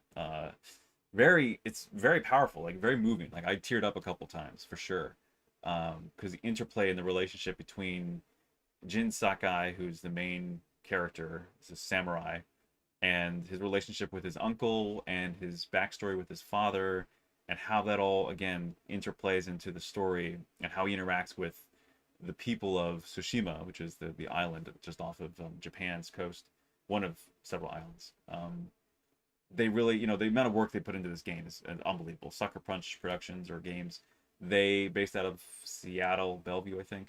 They went to the island of Tsushima and did tons of research for the environments, so that the landscapes, the foliage, the sounds, just so much looks real, right? It looks like it really does or did. And of course, there's artistic license, but man, they did a great job. Sound design, amazing, beautiful, just really rich sounds. Of course, it's violent. Um, I had a friend who who commented, it's like, it's really bloody and violent. It's beautiful, but it's really bloody and violent. I'm like, well, dude, I didn't tell him this, but I'm just thinking, like, it's war. It's a story of war. It's a story of samurai defending their island against the Mongol invading army, right? The Mongols just going through and conquering and decimating land, countries. And phenomenally written story. I mean, that's where it's like games now when they're telling a story, it's a lot like a movie, where like they can look visually amazing, they can play and control really well, but if the story is terrible, yeah, I mean, you still get a benefit of like enjoying playing a game versus if you go to a movie and it looks really beautiful, but it's really dumb, terrible writing, you really don't walk away with much, and you don't walk away feeling great about spending money to have experienced that. Which is sad when there's people like myself and an army of others who work on a movie and it visually looks gorgeous. Like all this work goes into the visual effects or physical practical effects. It's like all the army people that have to build it, sculpt it, mold it, cast it, paint it, and create electronics or animatronics and everything. All that work sadly just gets kind of shit on when the writing is terrible. And that's such a letdown because it's such a blanket statement, such a casting away of so many incredibly talented people's work that were sadly piggybacking on a really terrible written story or script or screenplay. So with a game like Tsushima, where it's the opposite of like it's everything. It's like one of my favorite movies in that sense. It has it all working together. It has an amazing soundtrack, an incredible, beautiful score. I was more than happy to buy on iTunes, on CD, and on vinyl because it's just like I want to support this brand and the amount of work that went into this beautiful piece of art. The storytelling is just very mature. It's very adult, and by that I mean that as an adult, I think only as an adult who's 30 something or more and up will really be able to appreciate, because you need a certain amount of life experience and suffering probably to really be able to relate and connect with some of these themes that are very mature.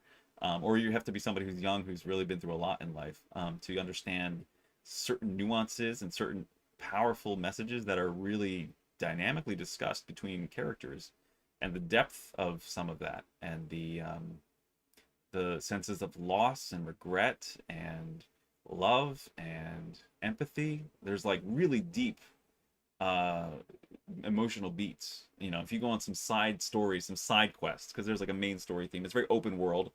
There are certain interactions you have with certain characters that are just profound and really well written and very true to universally like true stories of just life lived and life regretted maybe, or like opportunities not taken, not being able to say certain things unfortunately, or not say goodbye, or it's just a lot of like really powerful ideas, really really genuinely moving, meaningful elements to the story. So I can't recommend it enough. Like definitely, I'll probably do some piece as a tribute to that game in the future too.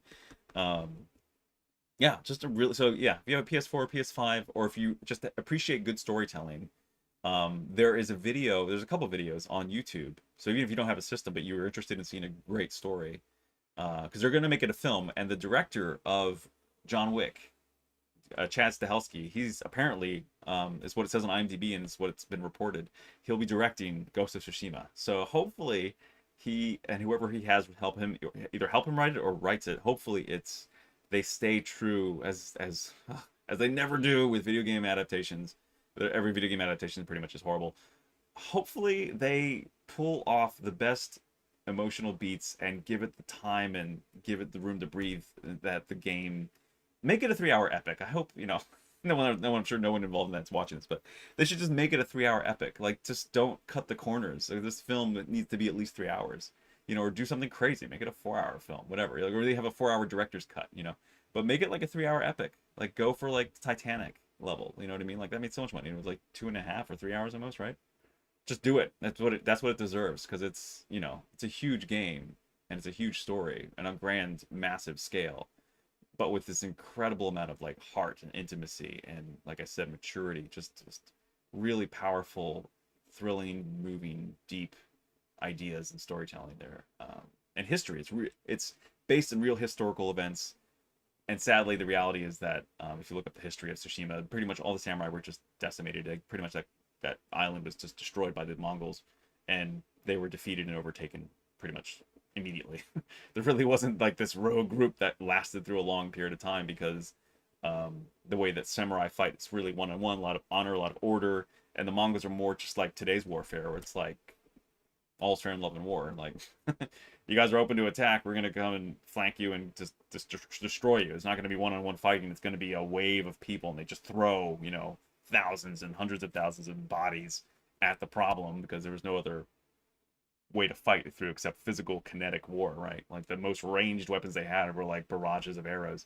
So yeah, so they just used lots of bodies and just threw it at it. It wasn't like 300, unfortunately, where, well, obviously 300 was extremely embellished. There was a lot of truth to that too, though, that 300 guys like really held off countless amounts of enemies because of their strategic placement, that the gates there, the walls, I forget what they call it, but the two big walls there.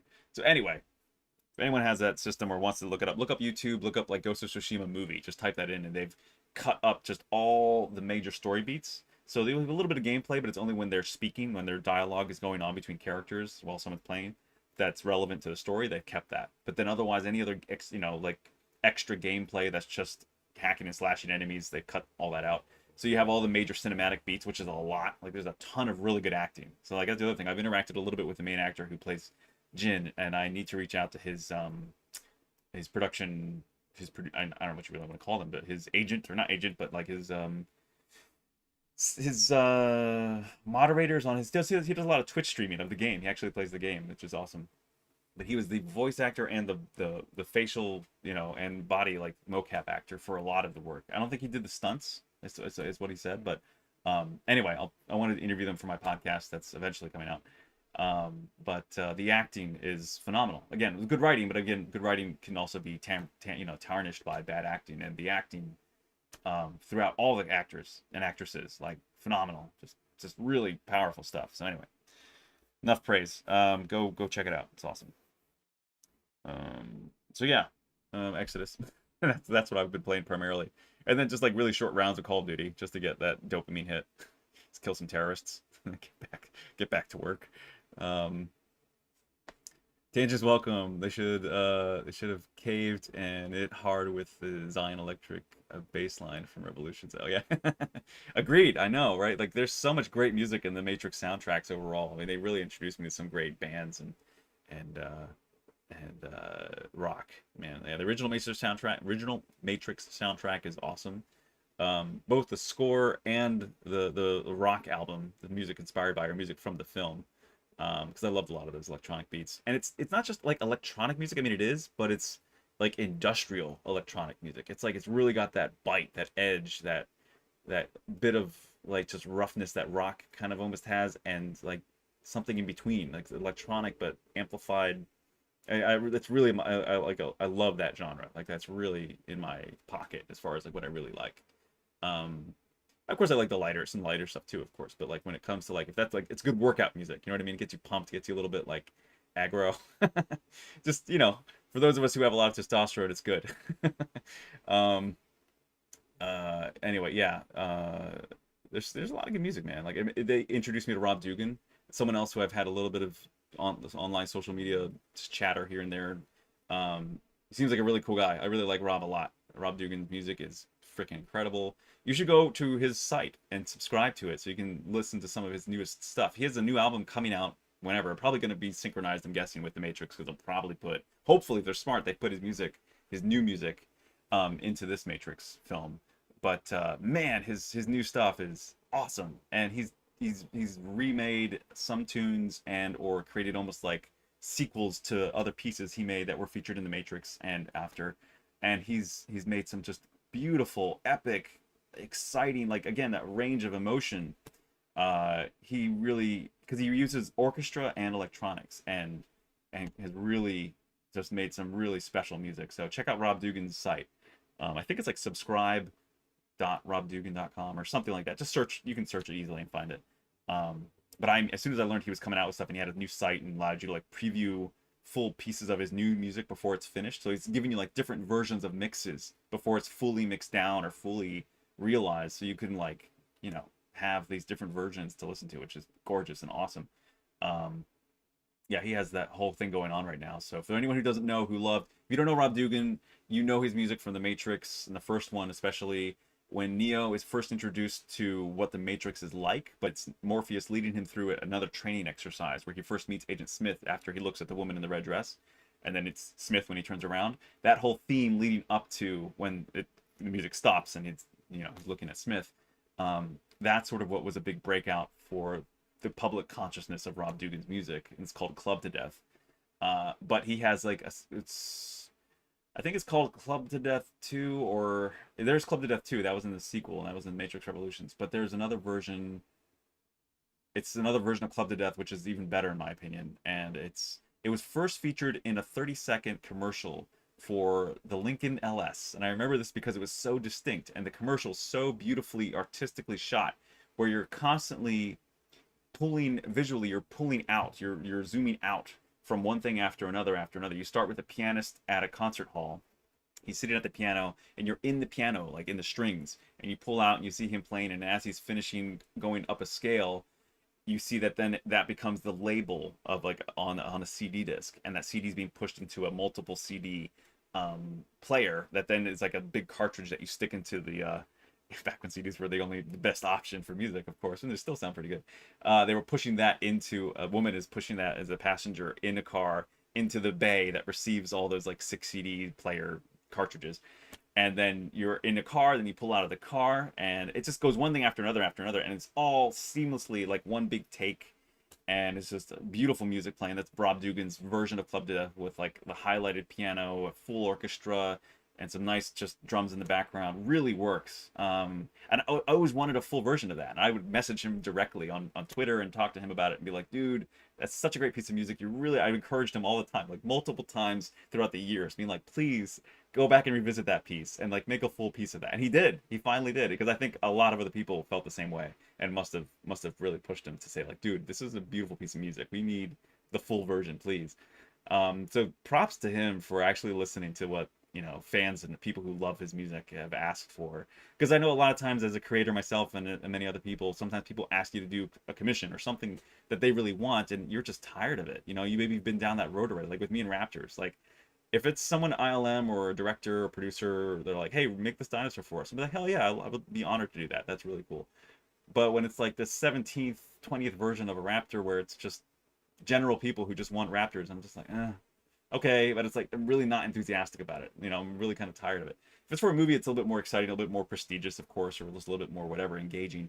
But or if it's original, in some way. But when it's just like, oh, reproduce this for me, like, okay, I'll hit print on the printer and kick it out. But it's something that's never like, yes, I'm not really that excited about it anymore.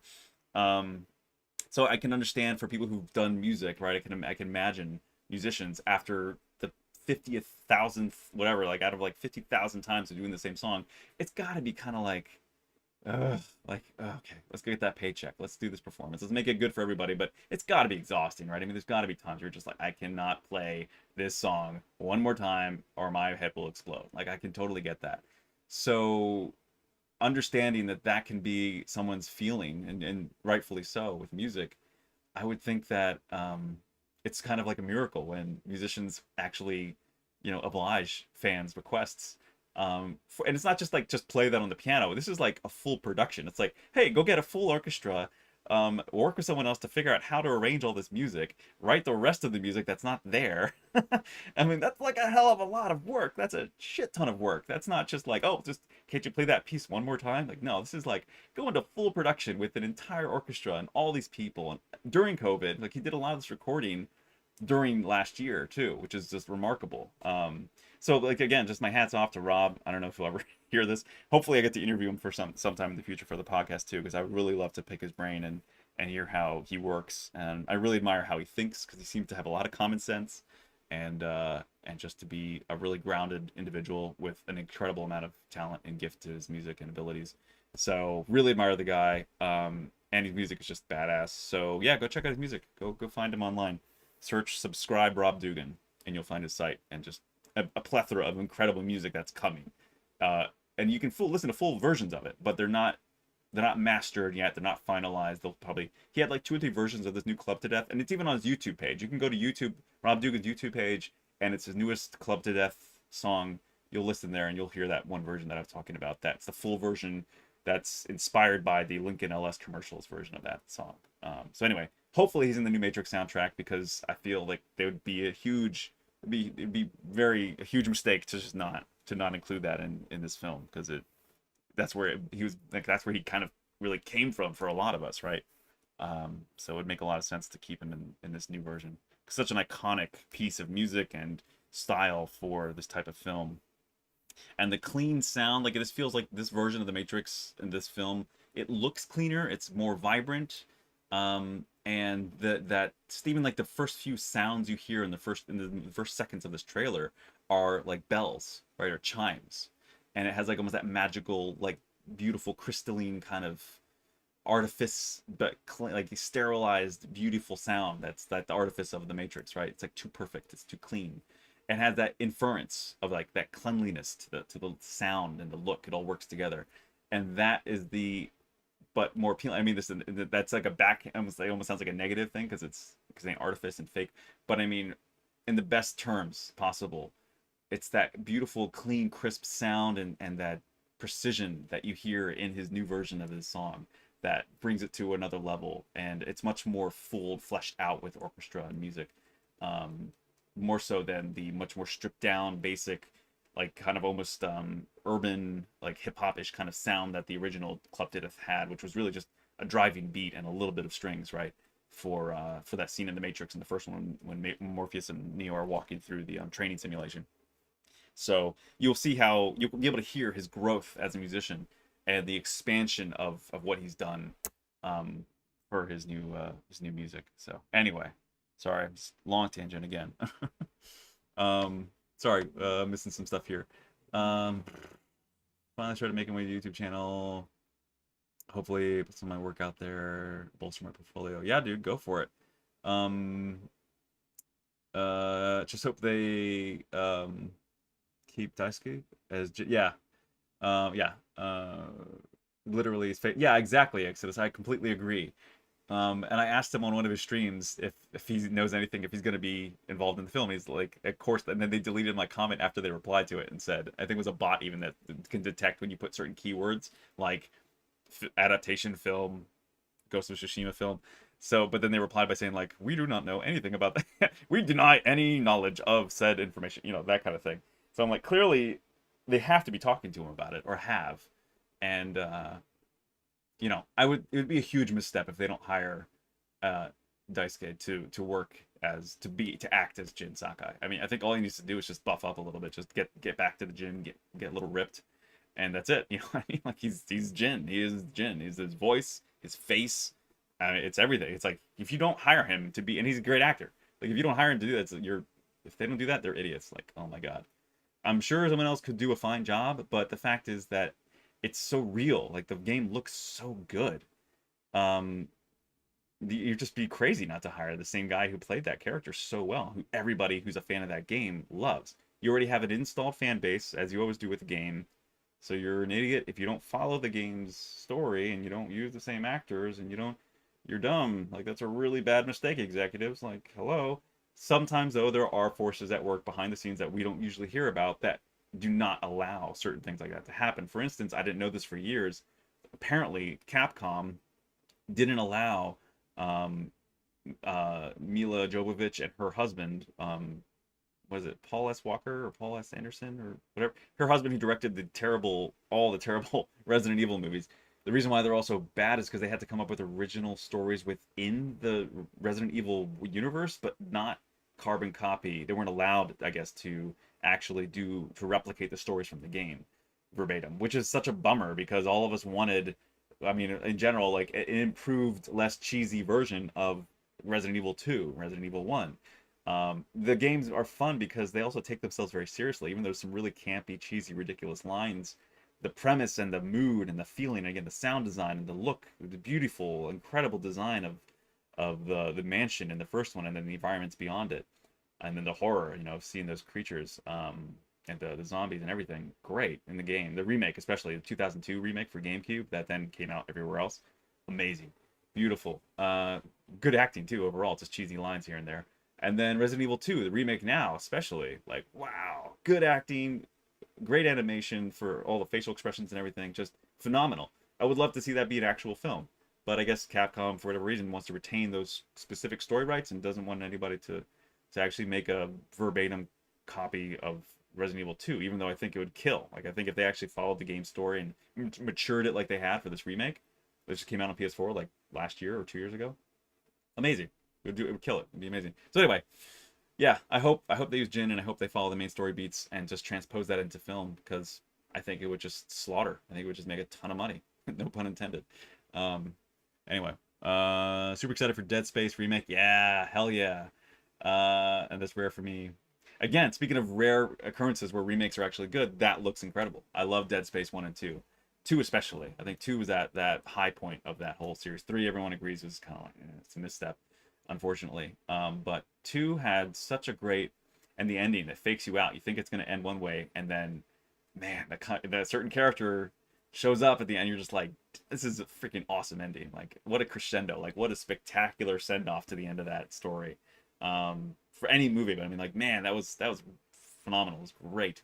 So again, they need to capture that and I know that they're implementing certain things from Dead Space 2 that were really appreciated, but weren't implemented or hadn't been thought of yet for Dead Space 1. So they're taking some elements. They haven't said what, but I heard the developers saying they're taking elements from 2 and plugging them into 1 to improve 1, because there were a lot of things they improved on that made 2 spectacular that 1 didn't have, but 1 was still great. So definitely looking forward to that. Absolutely. And I know they're remaking Resident Evil 4, which I'm like, a lot of other people are agreeing. Like, why didn't they remake Code Veronica? Resident Evil Code Veronica is really like the true Resident Evil 3. Because Resident Evil 3, Nemesis takes place at the same time as Resident Evil 2. So it's just a parallel story, which I love that idea of, like, let's revisit the same world, happening at the same time, almost in the same place, but with completely different characters. It's like a whole Meanwhile series. I've always had that idea, that vision for films and stories we love. How do you capitalize on that without rebooting or remaking a more intelligent way that no one has done yet? I don't know why. And maybe What If, I haven't even watched any of it yet, but I've heard it's decent. The What If series by Marvel is kind of almost in that department, but it's not really, because it's sort of like taking a whole reimagining of something. I'm saying, what if you were on another adventure happening simultaneously, as exciting or maybe even more exciting than the story we all know from from whatever movie, from Star Wars. And then while the guys are down going that speed run to go destroy the Death Star, someone else is trying to get out of the Death Star just in time before it blows up or whatever. And you have that whole build up to that very climactic moment where in the main original film, that's the featured film. That's the featured moment, story and point. But for this other film, let's say, you would have that all as the backdrop, which you know is going to lead up to it. You know what the end is, but you don't know how these people are either going to survive or not, leading up to that deadline of that point of like get out or die kind of thing. And you could completely make, and this goes for so many movies, you could just do a whole parallel. So then that's happening. It's like these microscopic bits in the background, but you're still, and you know what's coming, and yet you still focus on these new characters and this whole other adventure that's happening parallel in synchronization, basically at the same time as the other big movie that we all know. That would be awesome. And that's a great way from a business standpoint for a brand or a company to double dip, as Disney and every other brand loves to do, to take their IP and remake it or make it live action or whatever. You're basically doing the same concept. You're double dipping into the same property, not having to do as much work because you already have the outlines of what's going on, at least in the background now, but you're doing a new story within that world at the same time. So anyway, sorry, I'm repeating myself, but I think that would be awesome, and no one has done it yet. So maybe I should eventually get some cred and then go remake a film. Not remake a film, but create a parallel story in some brand that I love. That would be awesome. Because then you can have a whole new playground of characters to play with but you still have the set of rules that people are familiar with, and you have the branding, which everyone will love. It's like, it makes sense business wise. It's actually it's a smart, intelligent way to do something. It's just no one's done it yet. Maybe because they couldn't come up with a good enough story to parallel something else. I don't know. I don't know why I haven't done it yet, but maybe that's the next thing that'll happen after all these reboots, remakes get done. Maybe people will start doing parallel stories to the same universe. Like, let's see how much we can milk this, how much we can beat this dead horse. Because people don't have creativity anymore. Executives don't have any risks. They don't want to take any risks. Hi, I'm trying my hand in modeling for 3D printing. However, I have a hard time with preparing my models to prepare them for print. I wonder if using a Dynamesh is a necessary thing to avoid holes, etc. Yeah, I mean, every 3D print and everyone's approach to what they're printing is always going to be unique to what they're doing. So that's the first thing to always keep in mind.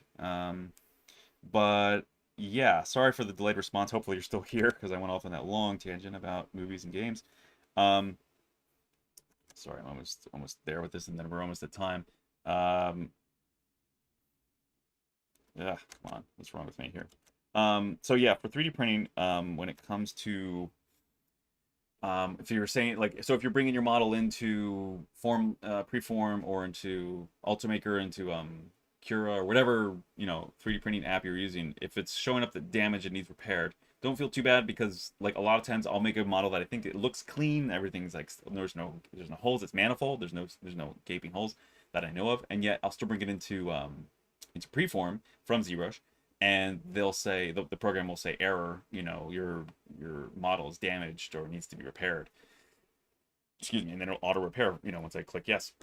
And sometimes it works, sometimes it doesn't. Then I gotta go back to the drawing board. And sometimes if you check mesh, so if you do this, when you're looking at your mesh, and you want to, I'm not sure if you know how to do this, but I'm assuming you probably do. So forgive me, I'm not trying to insult your intelligence. You have close holes, of course, and you also have, where is it? It's been a while. So yeah, here, check mesh integrity, and then fix mesh. So those two things you want to do as much as you can, before you go into your, Frederic, what's going on? Sorry, am I banned or what? Left my ass up. Sorry, I don't get what you're referring to. Hello from Italy. Hello from LA. So yeah, I'm not sure. What does it say? Astrotellus. I'm not sure exactly where your problem lies, but if you want to add any more detail, feel free. But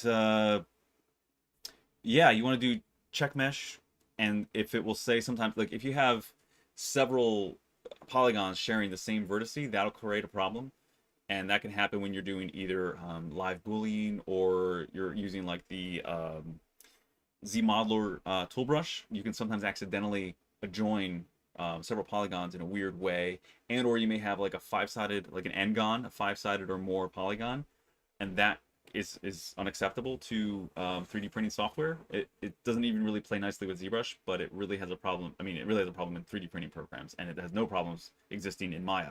So you have the different tiers of how things operate and handle different pointed polygons. So try doing fix mesh or check mesh first, and if it says there's errors, say fix mesh, let it automatically find those.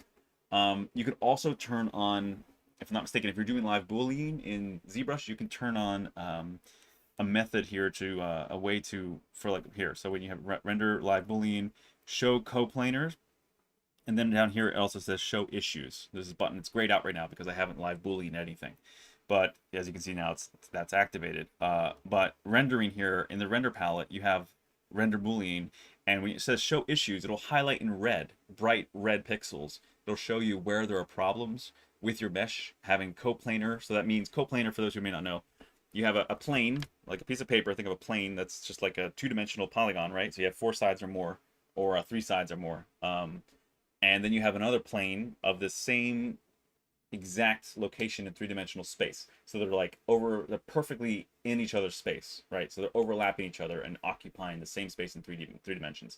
That's a problem, right? Because it's like time cop or whatever. You can't have the same matter occupy the same space.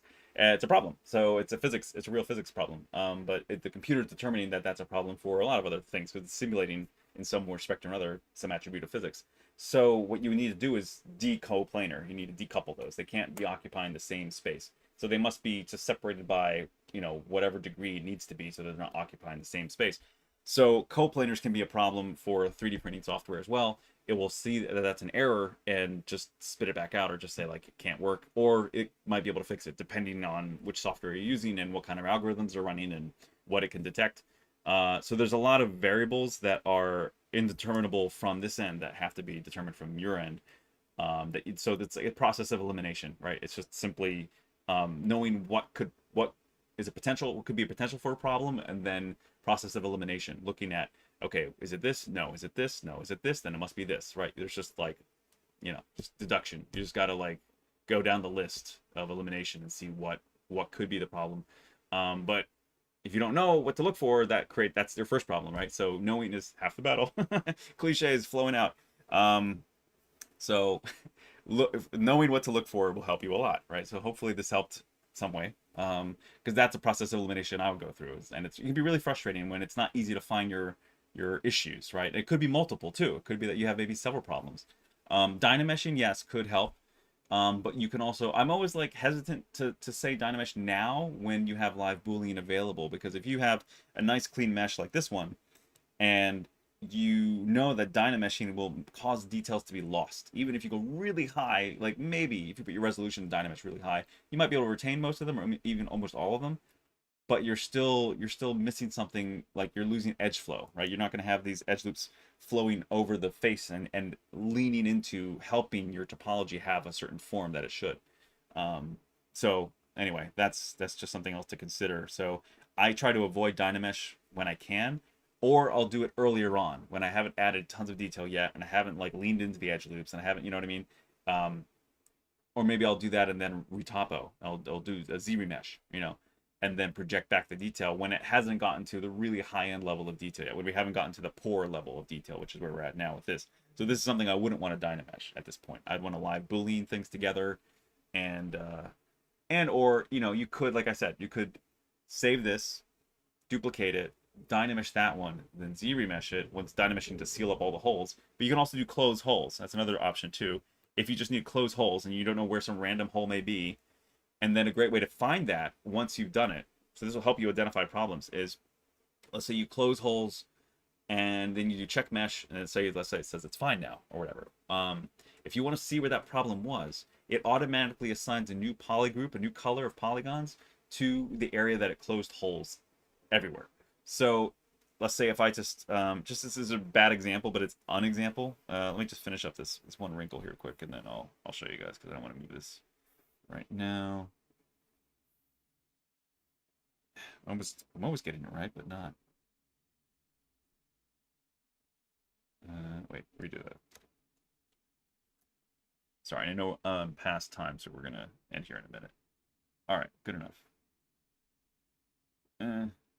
Almost good enough.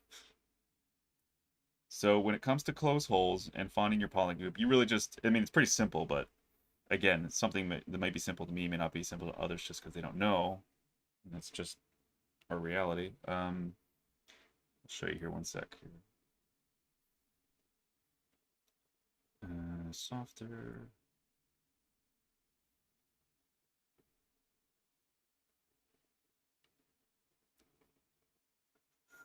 All right.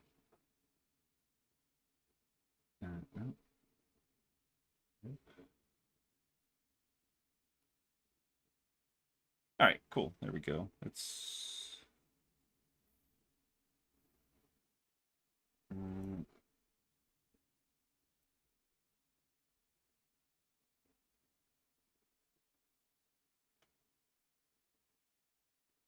again, speaking of Keanu, I've said this in the previous stream, but again, for those who don't know, I just love promoting art and things that I really genuinely like.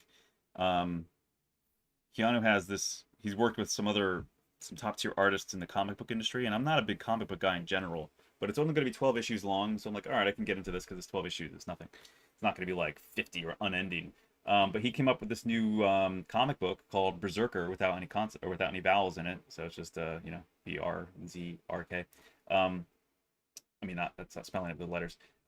Berserker is about kind of this undying warrior who's lived for, I guess, centuries, and is hired by the U.S. government with the condition that then he'll be able to get answers to why he is the way he is, and eventually be able to die because he can't really die. And it just allows for some really badass action, like phenomenal stuff.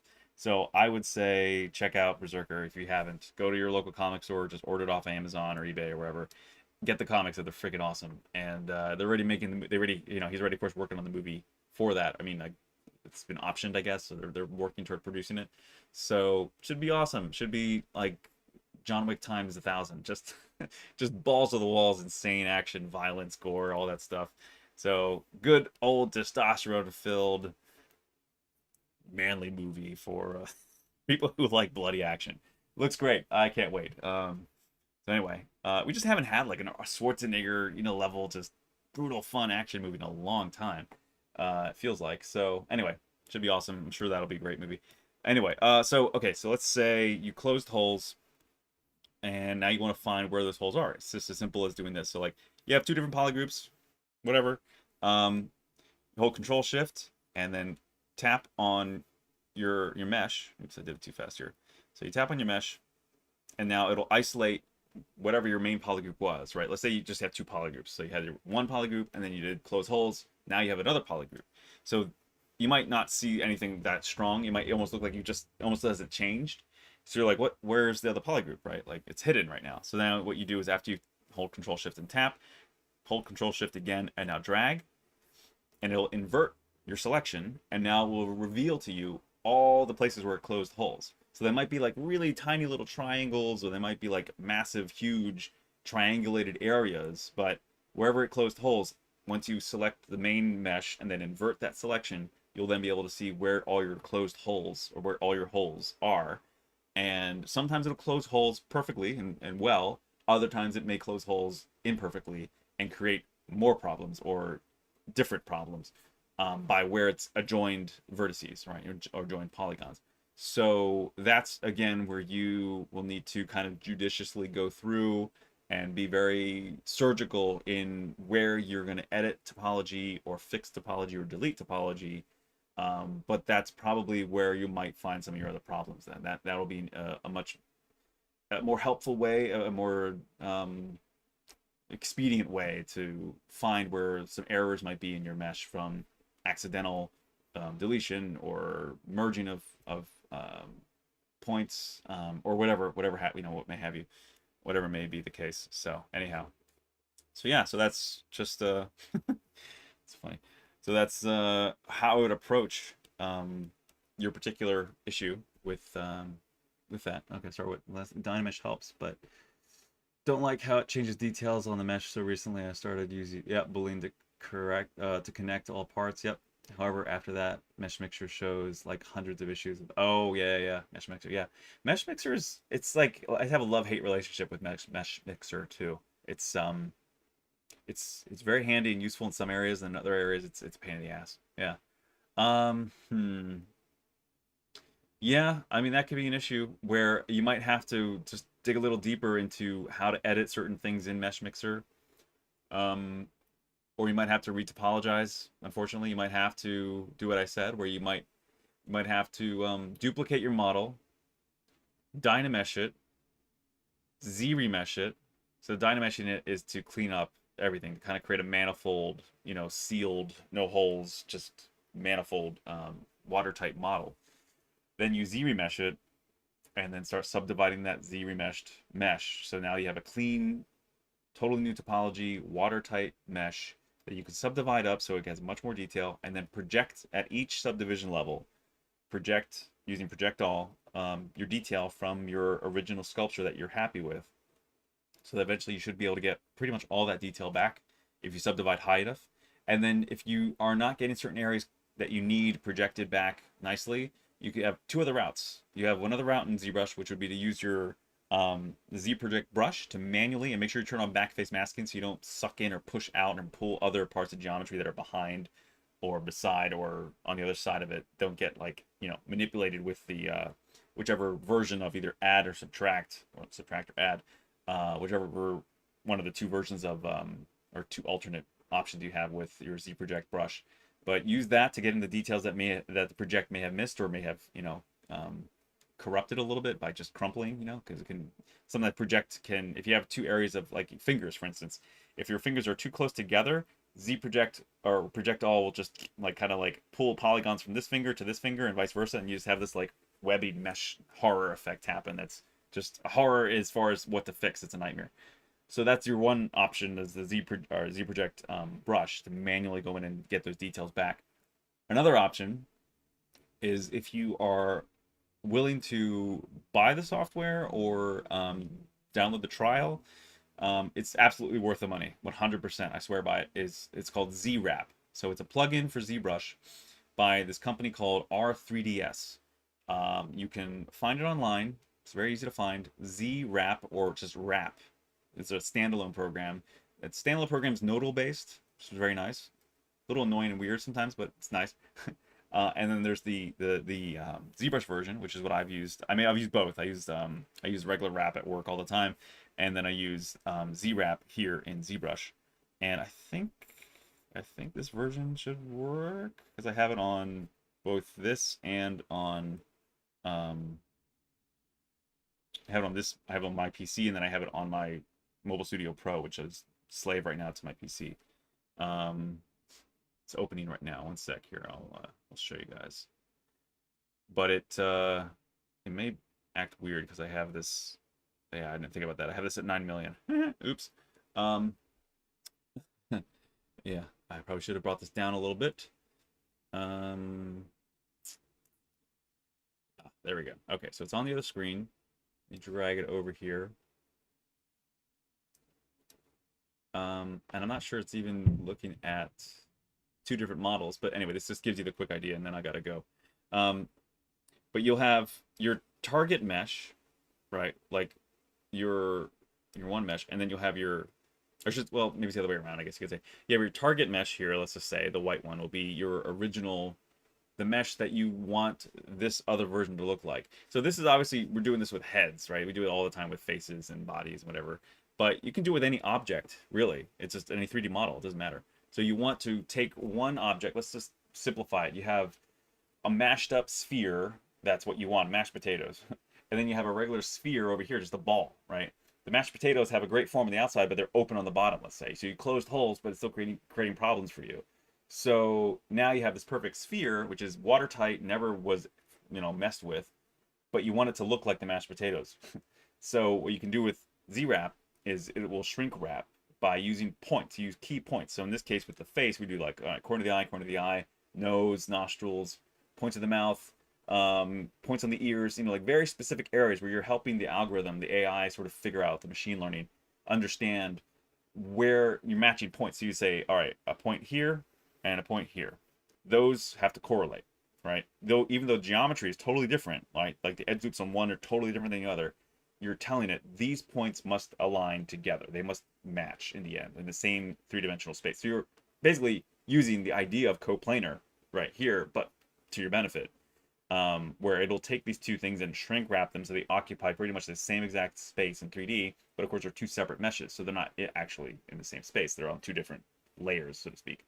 So that's where you could fix your problem that way too, is where if you've, like I said, Z-remeshed it so that it has clean topology, new topology, watertight, but you want to get back all that detail you had before, go pick up a copy of ZWrap and use that to your advantage, and that should help you circumvent the problems you're having now.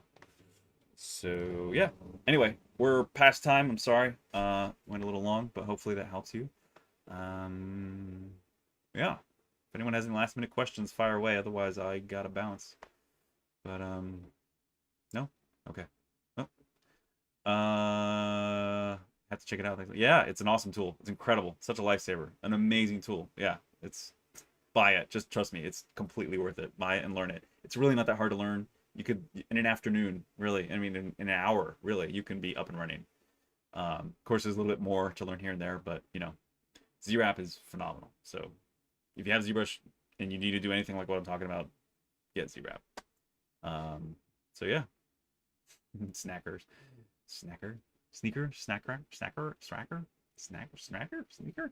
That's a weird spelling. Anyway, okay, guys. Man, I'm gonna go get some food and chill out here for the weekend. Solid session. Follow the White Rabbit, brother. Yeah, man. Um, yeah, thanks guys. Thanks everybody for hanging out and spending your evening or afternoon with me here. It's been real. Um, yeah, hopefully next time we'll get even further on here. I'm definitely gonna keep going with the poor detail and start really kind of nailing all the micro details of Mr. Reeves's face. And then we're gonna get to the cooler or additionally cool stuff, which will be the body, the pose, the costume, and just that epic moment from the first film. So, alrighty, take care, everybody. Stay well. Get outside, get some sun, exercise, enjoy life, and we'll see everybody in 2 weeks.